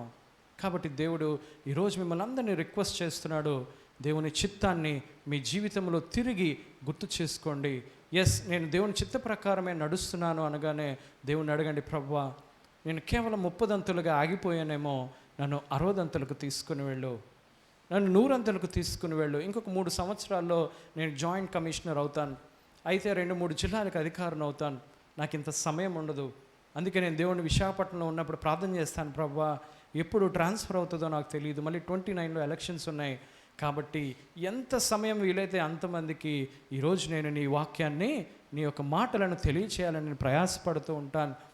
దేవుణ్ణి అడుగుతాను, ఇదిగో ఎవరికి నువ్వు ప్రేరేపిస్తావో ప్రేరేపించు, అక్కడికి వెళ్ళి నేను ఈ మాటలు ఎప్పుడు చెప్తానంటాను. ప్రియ దేవుని బిడ్డ, దేవుడు నేను పిలుస్తున్నాడు. నువ్వు అనుకోవచ్చు నేను ముసలిదానని, ముసలివాడినని. నో, ఈరోజు ఇక్కడ నువ్వు కన్ను మూయగానే పరలోకంలో నీ కళ్ళు తెరవబడాలి. అక్కడ దేవుని దగ్గరికి వట్టి చేతులతో వెళ్తావా? వెళ్ళి ఆయన దగ్గర, మా తల్లి గురించి నేను అదే ప్రార్థన చేస్తాను, ప్రభు ఆమె రక్షించబడింది కరెక్టే, ఆమెకు 70 సంవత్సరాలు, ఆమె 2 మోకాళ్ళు చాలా ప్రాబ్లం, అందుకే రిక్వెస్ట్ పెట్టుకుని అది కూడా పెట్టి నేను విశాఖపట్నం వచ్చాను. నేను ఆమెతో ఒకటే అంటాను, నువ్వు దేవుని దగ్గరికి వెళ్ళినప్పుడు నిజమే రక్షించబడ్డావు, వెరీ గుడ్ అంటాడు. నీ జీవితంలో 70 సంవత్సరాల ఆయుష్ ఇచ్చాను, ఏం చేసావు భూమి మీద అని లెక్క అడుగుతాడు దేవుడు. వట్టి చేతులతో ఆయన ముందు నిలవబడితే నీకు సిగ్గుగా అనిపించుతా? అలా కాకుండా దేవుని కొరకు పరిచర్య చేసి, ఇప్పుడు సేవకులైన వాళ్ళు వీళ్ళందరూ ఎంతో అవమానాన్ని ఎదుర్కొని నార్త్ ఇండియాలో మిషనరీస్ పరిచర్య చేస్తుంటారు, అక్కడే చనిపోతూ ఉంటారు. వాళ్ళ దేవుని దగ్గరికి వెళ్ళినప్పుడు, ఇదిగో ప్రభువా నువ్వు 5 తలాంతులు ఇచ్చావు, మేము కష్టపడి ఇంకొక 5 సంపాదించాం అని దేవుడి ముందు పెట్టగానే, ఈ భూమి మీద ఎంతో తక్కువ స్థితిలో ఉండొచ్చు నువ్వు, పరలోకంకి వెళ్ళినప్పుడు ఆ రోజు అంటాడు దేవుడు, ఇదిగో బలా నమ్మకమైన మంచి దాసుడా, దాసురాల, ఈ కొంచెంలో నువ్వు నమ్మకంగా ఉన్నావు, 10 పట్టణాల మీద అధికారిగా ఉండు. ఆ రోజు నువ్వు అధికారిగా ఉండబోతున్నావు. నేను అడిగాను దేవుడిని, ఈ మాట చెప్పి నేను ముగిస్తాను. ప్రభువా అన్నీ వదిలేయమంటున్నావు, పెళ్ళి కూడా చేసుకోలేదు, ఇల్లు కొనుక్కుంటానంటే ఇల్లు కొనుక్కోవడం కూడా అవకాశం ఇవ్వట్లేదు. మా ఫ్రెండ్స్ అందరూ, ఒరే నీ రేంజ్ ఆడీ కారులో తిరిగే రేంజ్ రా అంటారు. ఆడీ కార్ కాదండి, ఆల్టో కార్ కూడా కొనుక్కోవడానికి దేవుడు నాకు పర్మిషన్ ఇవ్వట్లేదు, నా పరిస్థితి అలా ఉంది అని నేను వాళ్ళ దగ్గర జోక్గా చెప్తూ ఉంటాను, క్రైస్తవ ఫ్రెండ్స్ దగ్గర. దేవుడి దగ్గర నేను అలా అన్నప్పుడు, దేవుని ముందు నిలవబడినప్పుడు, దేవా నీ కొరకు మేము నిలవబడి ఈ పరిచర్య అంతా చేస్తున్నాము, ఎంతో ప్రయాసపడుతున్నారు సేవకులు, 35 సంవత్సరాల కష్టం. నువ్వు భూమి మీద చెప్పావు, ఎవరైతే నా నిమిత్తము తన తండ్రినైనను, తెలుసు కదా ఈ వాక్యం, తల్లినైనను అందరినీ వదిలితే వాళ్ళకి భూమి మీద 100 రెట్లు పరలోకంలో ఇవన్నీ ఇస్తానన్నావు. ఎప్పుడు ఇస్తావు ప్రభా? ఆల్రెడీ నాకు 43 సంవత్సరాలు, ఇంకా గట్టిగా గవర్నమెంట్లో 20 సంవత్సరాలు ఉంటుంది, ఇంకా తర్వాత ముసలైతే అంతగా చేయలేము, ఎప్పుడు ఇస్తావు? దేవుడు అన్నాడు, 1000 ఏండ్ల పరిపాలనలో అది నీకు నేను ఇస్తాను. ఇప్పుడేమను షాక్ అయ్యాను, అవునా ప్రభా నువ్వు కూడా బౌన్సర్లు వేస్తావు, ఇలాంటి షాక్లు ఇస్తావు అనమాట అని. సరే నో ప్రాబ్లం. అందుకే అంటున్నాను, ఈ భూమి మీద ఈరోజు ఇలాగా దేవుని చిత్తాన్ని, దేవుని పిలుపును, దేవుని ప్రణాళికను చేస్తే ఏంటి మనకి ప్రయోజనం? బయటికి వెళ్ళగానే యేసుని ఎరుగని వారు ఎంతో అభివృద్ధిలో ఉన్నారు, వాళ్ళు కార్ల మీద కార్లు కొనుక్కుంటున్నారు, ఇల్లు మీద ఇల్లు కట్టుకుంటున్నారు. ప్రియ దేవుని బిడ్డ, ఈ భూమి మీద కన్ను మూయగానే వాళ్ళు ఏమీ లేనివారుగా మిగిలిపోతారు. నువ్వు కన్ను మూయగానే గుర్తుపెట్టుకో, నువ్వు దేవుని కొరకు బ్రతికిన ప్రతి పని దేవుడు తన పుస్తకంలో రాసుకుంటున్నాడు. నువ్వు ఒక 5 రూపాయలు ఎవరికైనా దేవుని కొరకు పనిచేయడం కోసం ఇచ్చావా, దేవుడు దాన్ని రాసుకుంటాడు. నువ్వు కళ్ళు తెరిచిన వెంటనే నువ్వే ఆశ్చర్యపోతావు. అప్పుడు దేవుడిచ్చిన ఆ గొప్ప పరిచర్య ఎంతో గొప్పగా ఉంటుంది. ప్రియ దేవుని బిడ్డ, మరొకసారి ఈ 35 సంవత్సరాలు మీకు కంగ్రాట్స్ చెప్తూ మిమ్మల్ని ఎంకరేజ్ చేస్తున్నాను. సేవకులు ఎంతో భారంతో ఈ యొక్క సంఘాన్ని నడిపిస్తూ వచ్చారు. ఇప్పుడు నెక్స్ట్ జనరేషన్, నెక్స్ట్ పీపుల్ తీసుకుని ముందుకు వెళ్ళాల్సిన ఆవశ్యకత ఈ సంఘం మీద ఉంది. దేవుని చిత్తము, దేవుని పిలుపు, దేవుని ప్రణాళికలో మనమందరమును ముందుకు వెళ్ళినట్లు పరిశుద్ధాత్మ దేవుడు ఈ రేమా బ్లెస్సింగ్ చర్చ్ అంతటిపై ఎల్లప్పుడూ ఉంచాలని విశ్వాసంతో ప్రకటిస్తూ నా మాటలు ముగిస్తున్నాను. థ్యాంక్ యూ పాస్టర్ గారు, thank you very much for inviting మీ. నేను ఎక్స్పెక్ట్ చేయలేదు. బ్రదర్ నాకు విజయవాడలో పరిచయం, అక్కడ ఎఫ్ఎంపీవీలో పనిచేసేటప్పుడు అప్పటి నుంచి ఇదయ్యి దేవుడు ప్రేరేపించి అని పిలిచారు. అదేవిధంగా ఐ కంగ్రాచులేట్ పాస్టర్ గారు ఆల్సో. థ్యాంక్స్ అండి, thank you very much, thank you very much. ఇంత చక్కటి కమిట్మెంట్, సాక్రిఫైస్, ఇంత హైలీ క్వాలిఫైడ్, హైలీ పొజిషన్లో ఉన్నటువంటి వారు ఈరోజు వాక్యం చెప్పడానికి మన మధ్యలోకి వచ్చినందుకు నిజంగా మనందరం దేవునికి స్తోత్రాలు చెల్లిద్దాం. హల్లెలూయా. వారి సాక్ష్యాన్ని బట్టి, వారికి ఇచ్చినటువంటి దేవుని కృపను బట్టి నిజంగా నేను ఫోన్ తీసి మా పాస్టర్ గారు అన్నారు, 18వ తారీఖున మీటింగ్ పెడదాం, ఎవరైనా ఒక చిన్న పాస్టర్ గారు ఉంటే చూడండి, విజయవాడ, గుంటూరు అటొద్దు, మరి ఎక్కడికి కావాలంటే ఇక్కడ వైజాగ్లో నాకెవరు తెలుసు, మీ నాన్నగారికి బాగా తెలుసు అన్నాను. ఇట్లాగన్నాను. లేదులే మీకు తెలిసిన వాళ్ళు ఉంటారన్నా. సరే ఫోన్ తీసి ఒక్కొక్క నెంబర్ చూస్తూ ఉంటే ఆల్రెడీ ఒక ఆయనకి చేశాను. ఆయన అన్నారు, తమ్ముడు ఖాళీ లేదన్నాడు, వైజాగ్లోనే కావాలి. ఇది కూడా నాకు పెద్ద షాక్. వైజాగ్లోనే కావాలి, 2 అడుగులు వేయంగానే చర్చిలో కాలు పెట్టాలి అంటే ఎవరున్నారని చూస్తే సార్ నెంబర్ కనిపించింది. ఇప్పుడు విజయవాడలో ఉన్నప్పుడు ఆ ఫోన్లో కాంటాక్ట్ చేసాం. తర్వాత నేను స్టేట్ కాన్ఫరెన్స్ పెట్టినప్పుడు కూడా వచ్చారు. అప్పుడు నేను అంతగా పట్టించుకోలేదు, నా బిజీలో నేను ఉన్నాను. తర్వాత ఫోన్ చేసి చెప్తే, అన్న మీరు నాకెందుకు తెలీదు అన్నాడు. వెంటనే తప్పకుండా వస్తాను, రారు అనుకున్నాను. ఎందుకంటే ఆఫీస్ టైమింగ్స్ ఇవి. ఆఫీస్కి వెళ్ళి మరి జిఎస్టీ ఆఫీస్లో డిప్యూటీ కమిషనర్ అంటే చాలా పని ఉంటుంది, ఒత్తిడి ఉంటుంది. రాలేని అంటారేమో అనుకున్నాను. బై గాడ్స్ గ్రేస్, దేవుని కృప చేత వెంటనే ఒప్పుకున్నారు, వచ్చారు. వచ్చినందుకు మనందరి తరపున వారికి ప్రేమపూర్వకమైనటువంటి వందనాలు తెలుస్తున్నాయి. Thank you so much from all of ours. We heartily thank you once again. May the God bless your sacrifice and life. అందరూ ఒకసారి లేచి నిలబడదామా? ఒక చిన్న పాట పాడుచుండగా దేవునికి అర్పణలు అర్పించుకుందాం. ఎందుకంటే చాలామంది కానుకలు ఇస్తుంటే మేము తీసుకోలేదు. సరే మేమేమనుకున్నామంటే ఒక పాట పాడదాం. మీరు ఇక్కడికి రావాల్సిన అవసరం లేదు పెట్టి దగ్గరికి. ఒకవేళ మీరు కానుక తేకపోతే బాధపడొద్దండి, ఒకళ్ళు తెచ్చిన వారు వేయండి, ఇబ్బంది పడవద్దు. ఒక పాట పాడుచుండగా త్వరగా రండి కోయర్ వారు. ఒక పాట పాడుతుండగా కానుకలు అర్పించిన తర్వాత కేక్ కటింగ్ ఉండదు. అది అయిపోయిన వెంటనే మనం ముగింపు ప్రార్థన చేసుకున్నాం.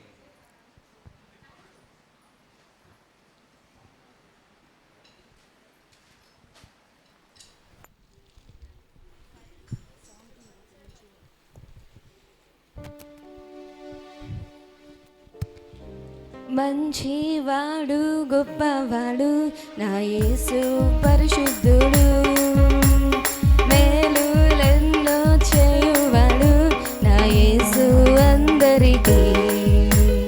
మంచివాడు గొప్పవాడు నా యేసు పరిశుద్ధుడు, మేలులెన్నో చేయువాడు నా యేసు అందరికీ. ఆదరణ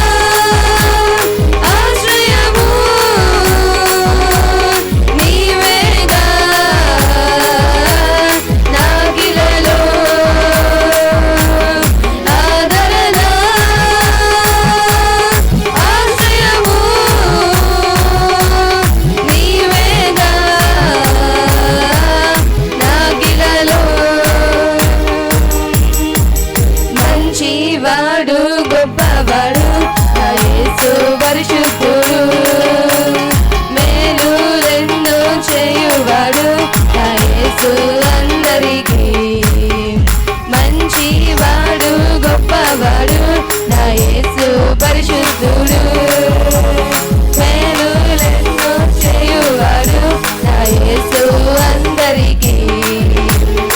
ఓటమి అంచున పడి ఉండివా మేలుకో సోదరా, యేసయ్య నీ తలపైకెత్తి శత్రువును నగదొక్కును.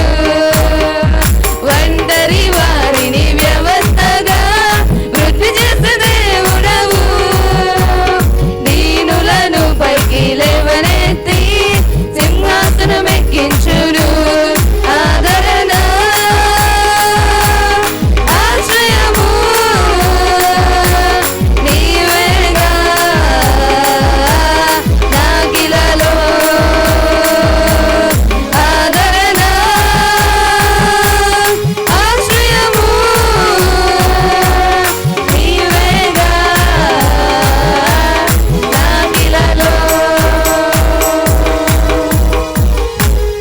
హల్లెలూయా హల్లెలూయా. ప్రార్థన చేసే ముందు కేక్ కటింగ్ ఉంది, చిన్న కేక్ కటింగ్ చేస్తాం. కూర్చోండి. ఒక్క 5 నిమిషాల్లో, కరెక్ట్గా 5 నిమిషాల్లో ముగించేసుకుందాం. పాస్టర్ గారు రండి. పాస్టర్ గారిని వచ్చే ముందు నిన్న ఈరోజు చక్కటి వాక్యాన్ని మనకి అందించినటువంటి జేమ్స్ అయ్య గారు, లీడియమ్మ గారు కూడా ముందుకు వస్తారు. ఒకసారి ముందుకు రండి. మరి ఈ కూటం ఇప్పుడుతో ప్రారంభమైంది కాదు, నిన్న ఉదయం ప్రారంభమైంది. ప్రభునామంపేట వారిని ప్రేమతో ఆహ్వానిస్తున్నాం. ప్రిన్స్ బాబు వచ్చి ఒక బొకే ఇచ్చి వారిని ఆహ్వానిస్తారు. అందరూ చప్పట్లు కొట్టండి. ప్రిన్స్ బాబు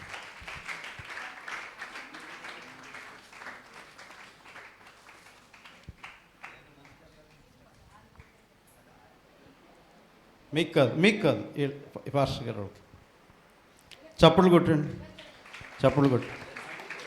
డానీ బాబు వచ్చి పెద్ద పాస్టర్ గారికి ఒక బొకే ఇస్తారు. డానీ బాబు.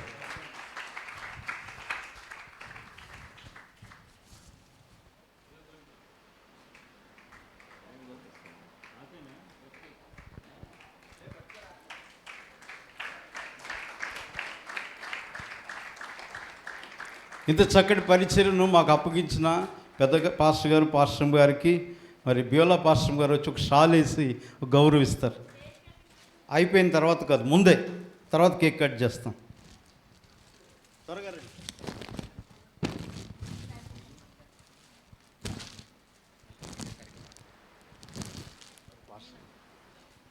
బియోలా పాస్టర్ గారు, ఇది ఒక గౌరవం. ఇట్స్ నాట్, అది వీడుకోలు కాదండి. ఎన్ని సంవత్సరాలుగా కూర్చోండి, త్వరగా కూర్చోండి. ముగింపులోకి వచ్చాం.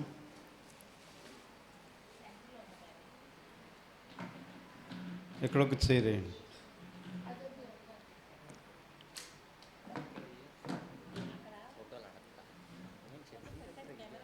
అక్కడ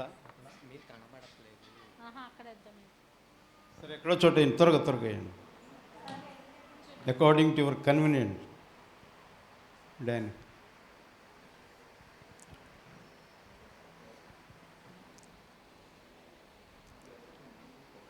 మీరిద్దరికి కూర్చోండి. శామ్యుల్ పాస్టర్ గారు, పద్మ పాస్టర్ గారు కూర్చుంటారు. బియోలా పాస్టర్ గారు ఒక తల్లిగా తండ్రిగా కాదు కానీ సేవకులుగా వారిని గౌరవించి వారిని సత్కరిస్తారు. హల్లెలూయా.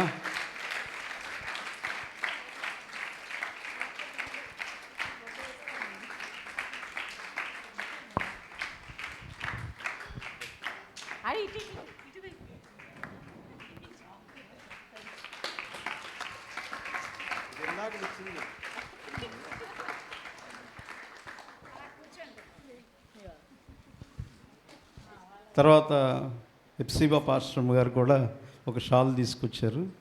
కప్పండి, చలేయకుండా కప్పండి.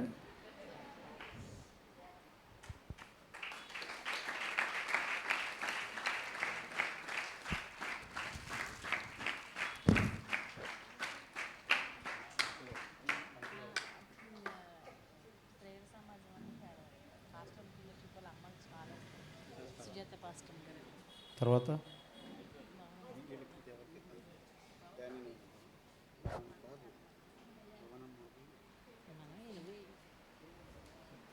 తర్వాత వీరితో పాటే ఒక 5 సంవత్సరాల గ్యాప్లో దారా భోగపురం పరిచర్కి వెళ్ళారు.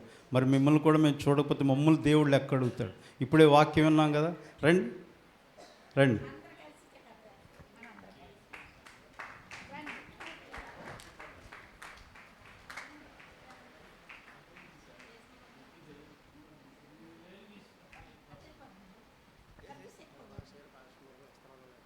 మీరు వేస్తారు, రండి తీసుకురండి, త్వరగా రండి.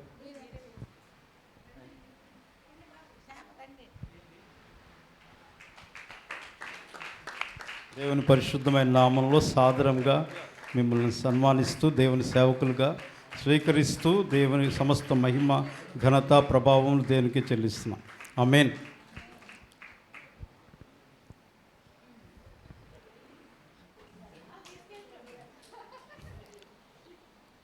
తర్వాత కేక్ కటింగ్ తర్వాత డేవిడ్ అనిల్ కుమార్ గారికి కూడా ఒక చిన్న సత్కారం చేస్తాం. By the time you can finish your phone calls please sir, please you can finish by the time while we have cake cutting. అయిపోయిందా? Okay please. నెక్స్ట్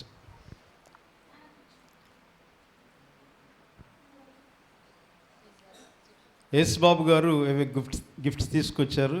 మాకు ఇప్పుడు సడన్గా చెప్పారు, అయినప్పుడు కూడా ఉండండి, ఒక్క ఫోటో తీసుకుని. పార్వతమ్మ గారు, యేసుబాబు గారు త్వరగా రండి. అందరూ తెచ్చారా ఏంటి? 4 అయిపోద్ది, టైం లేదు.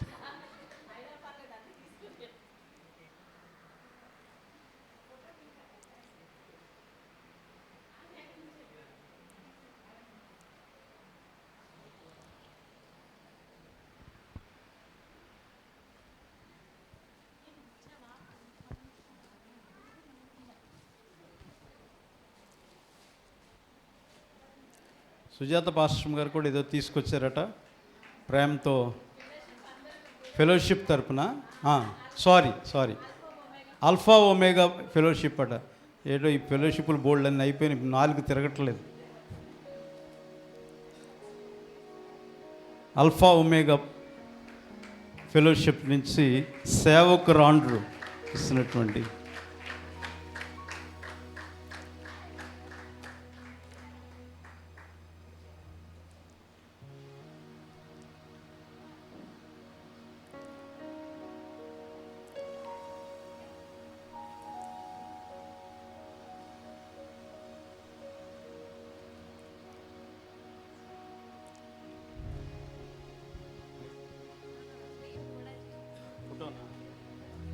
ఓకే.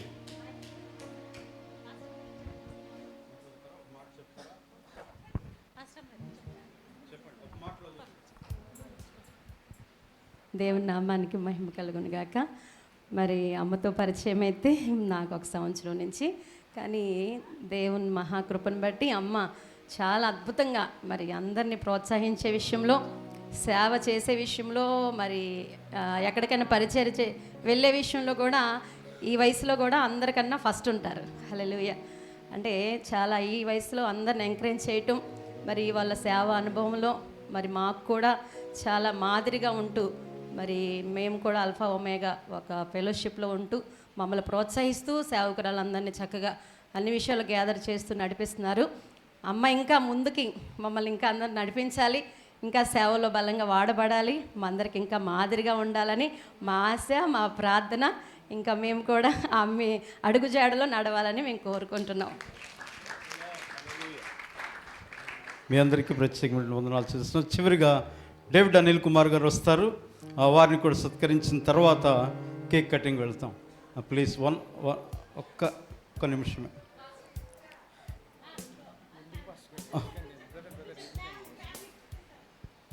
ఓకే, అయిపోయిందేమో అనుకున్నాను.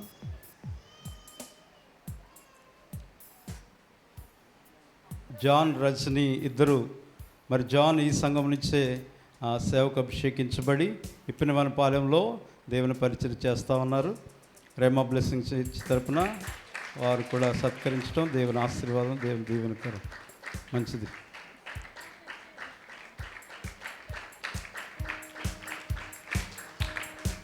God bless. Thank you. Praise. దేవుని నామానికి మహిమ కలుగును గాక. నేను రేమా బ్లెస్సింగ్ సంఘము 4వ సంఘంలోనే రక్షణ పొంది పాస్టర్ గారికి 35 సంవత్సరాలు పరిచయం అయింది. నేను ఇక్కడ బాప్టిజం పొంది 33 సంవత్సరాలు అవుతుంది.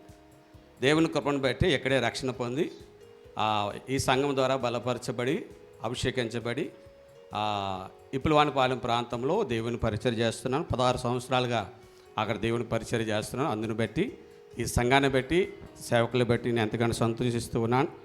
సేవకుల కొరకు మా కొరకు కూడా మీరు ప్రార్థించండి. అవకాశం ఇచ్చిన అధ్యక్షుడికి వందనం. Thank you praise.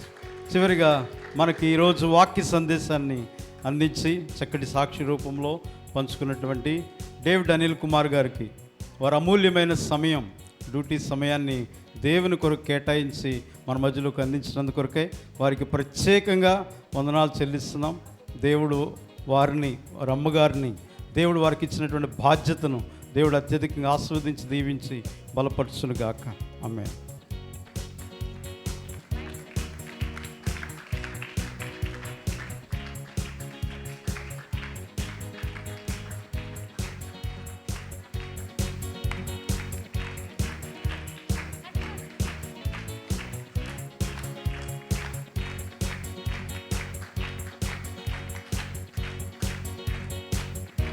Thank you sir, thank you so much. ఒక మాట ఏమైనా చెప్తారా? 1 word చెప్పేసారు. చాలా మాటలు చెప్పారు మీరు, నిజమే.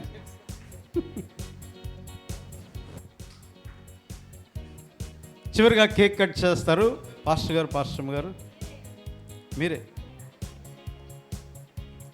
35 సంవత్సరాల సేవా అనుభవం, కేకులో ఉన్న మాధుర్యం ఎంత అద్భుతంగా ఉంటుందో. అంటే మీకు మైక్ ఇస్తే నేను భయపడుతున్నాను. మైక్ ఇస్తే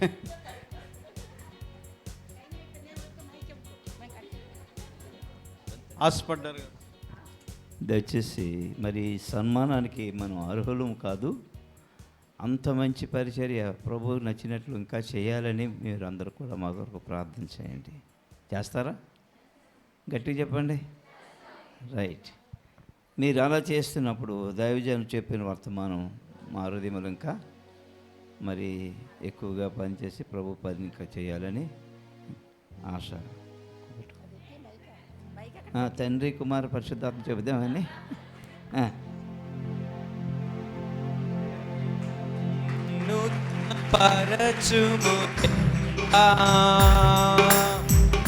నీ కార్యములు నా ఎడలా నూతన పరచుము దేవా, నీ కార్యములు నా ఎడలా. సంవత్సరాలెన్నో జరుగుచున్నను, నూతన పరచుము నా సమస్తము. సంవత్సరాలెన్నో జరుగుచున్నను, నూతన పరచుము నా సమస్తము. పాతవి గతించిపోవును, సమస్తం నూతన మగును. నీలో ఉత్సహించుచు నీకై ఎదురు చూతును. పాతవి గతించిపోవును, సమస్తం నూతన మగును.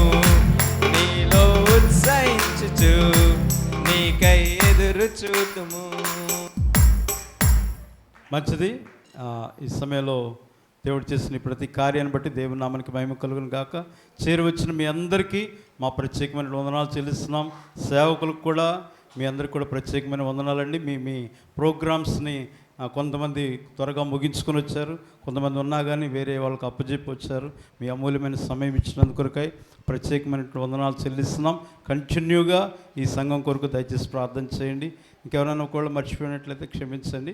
పాస్టర్ గారు చెప్పిన సాక్ష్యంలో కానీ, పాస్టర్ గారు చెప్పిన సాక్ష్యంలో కానీ మీరందరూ మాత్రం ఎల్లప్పుడూ ప్రార్థనలో జ్ఞాపకం ఉంటారు. ఇంకా మిమ్మల్ని, మీ కుటుంబాలను దేవుడు అత్యధికంగా ఆశీర్వదించి దీవించి బలపరచును గాక. ఆమేన్. మన మధ్యలో పాస్టర్ రమేష్ గారు ముగింపు ప్రార్థన చేస్తారు. పాస్టర్ గారు, పెద్ద పాస్టర్ గారు ఆశీర్వాదం ఇస్తారు. తర్వాత బాప్తిసం తీసుకోవాల్సినటువంటి వారు ఎవరైతే ఉన్నారో ఈ ప్రార్థన ముగిసిన వెంటనే మీరు బాప్తిసం తోటి దగ్గర రండి. దయచేసి సేవకులైనటువంటి వారు ముందుండండి. తర్వాత విశ్వాసులైనటువంటి వారు ట్యాంక్ దగ్గర ముందుండండి. 3 మాత్రమే ఉన్నారు. బాప్తిసం ఇచ్చేసిన తర్వాత మళ్ళీ వచ్చి మనందరం కూడా చక్కటి ప్రేమ విందు ఏర్పాటు చేశారు. ప్రేమ విందు చేసుకొని మనందరం కూడా సెలవు తీసుకుందాం. పాస్టర్ రమేష్ గారు ప్రార్థన చేస్తారు. పరిశుద్ధుడైన తండ్రి నీకు వందనాలు స్తోత్రాలు ప్రభా. ఉదయకాలం 10 గంటల నుండి ఇప్పుడు వరకు నాయన ప్రభా పాటల ద్వారా ఆరాధన ద్వారా ప్రభా మీ నామాన్ని మహింపరుచుకున్నారు. 35 సంవత్సరాలు తండ్రి ఈ సంఘాన్ని కాచి కాపాడి అయ్యా నాయన ప్రభా ఎవరూ లేనప్పుడు ఏమీ లేనప్పుడు ప్రభా తండ్రి నాయన ఒంటరిగా వచ్చినప్పుడు ఈ పరిచర్యను ప్రభా వీరి వెంట నుండి ప్రభు నడిపించి క్రమముగా అభివృద్ధిపరిచి ఈరోజు ఈ స్థితిలోకి తీసుకొచ్చినందుకు మీకు వందనాలు స్తోత్రాలు ప్రభా. దవా ఈ పరిచర్యను ప్రభా, ఈ పరిచర్య ద్వారా రక్షించబడిన వారు, ఈ పరిచర్య ద్వారా దీవించబడిన వారు, ఈ పరిచర్య ద్వారా మీ నామం మహిమపరచబడిన వారు కృతజ్ఞత కలిగి నీ మందిరంలో ఉండడానికి సహాయం ఇచ్చేయమడుగుచున్నాను తండ్రి.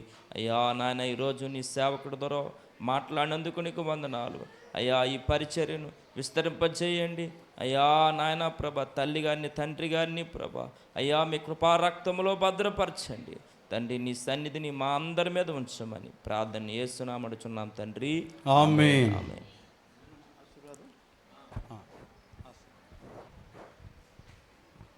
పరమ తండ్రి యొక్క దేవుని ప్రేమ, అద్వితీయ కుమారుడని యేసుక్రీస్తు వారి యొక్క కృప, పరిశుద్ధాత్మిక అన్యోన్య సహవాసం కూడిన మనకును సర్వలోక పరిశుద్ధులకును ఇదిన వాక్యమైన ప్రతి బిడ్డకును వాక్యము చెప్పిన దాసునికి స్థానిక దైవజన రాజేష్ గారి కుటుంబానికి నీ సేవకులుగా మాకును మమ్మల్ని ప్రేమించి వచ్చిన ప్రతి కుమారుని కుమార్తెకి ఆయన సన్నిధి తోడయండి నడిపించునుగాక. ఆమేన్. ఆశీర్వాదం వాదంబుల్ మా మీద వర్షింపచేయుమిషా,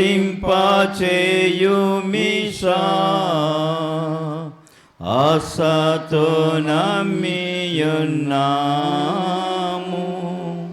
నీ సత్య వాగ్దత్వము. ఈ మాహి మీద కుమ్మరించుము దేవా, కమ్మర ప్రేమవసాంబు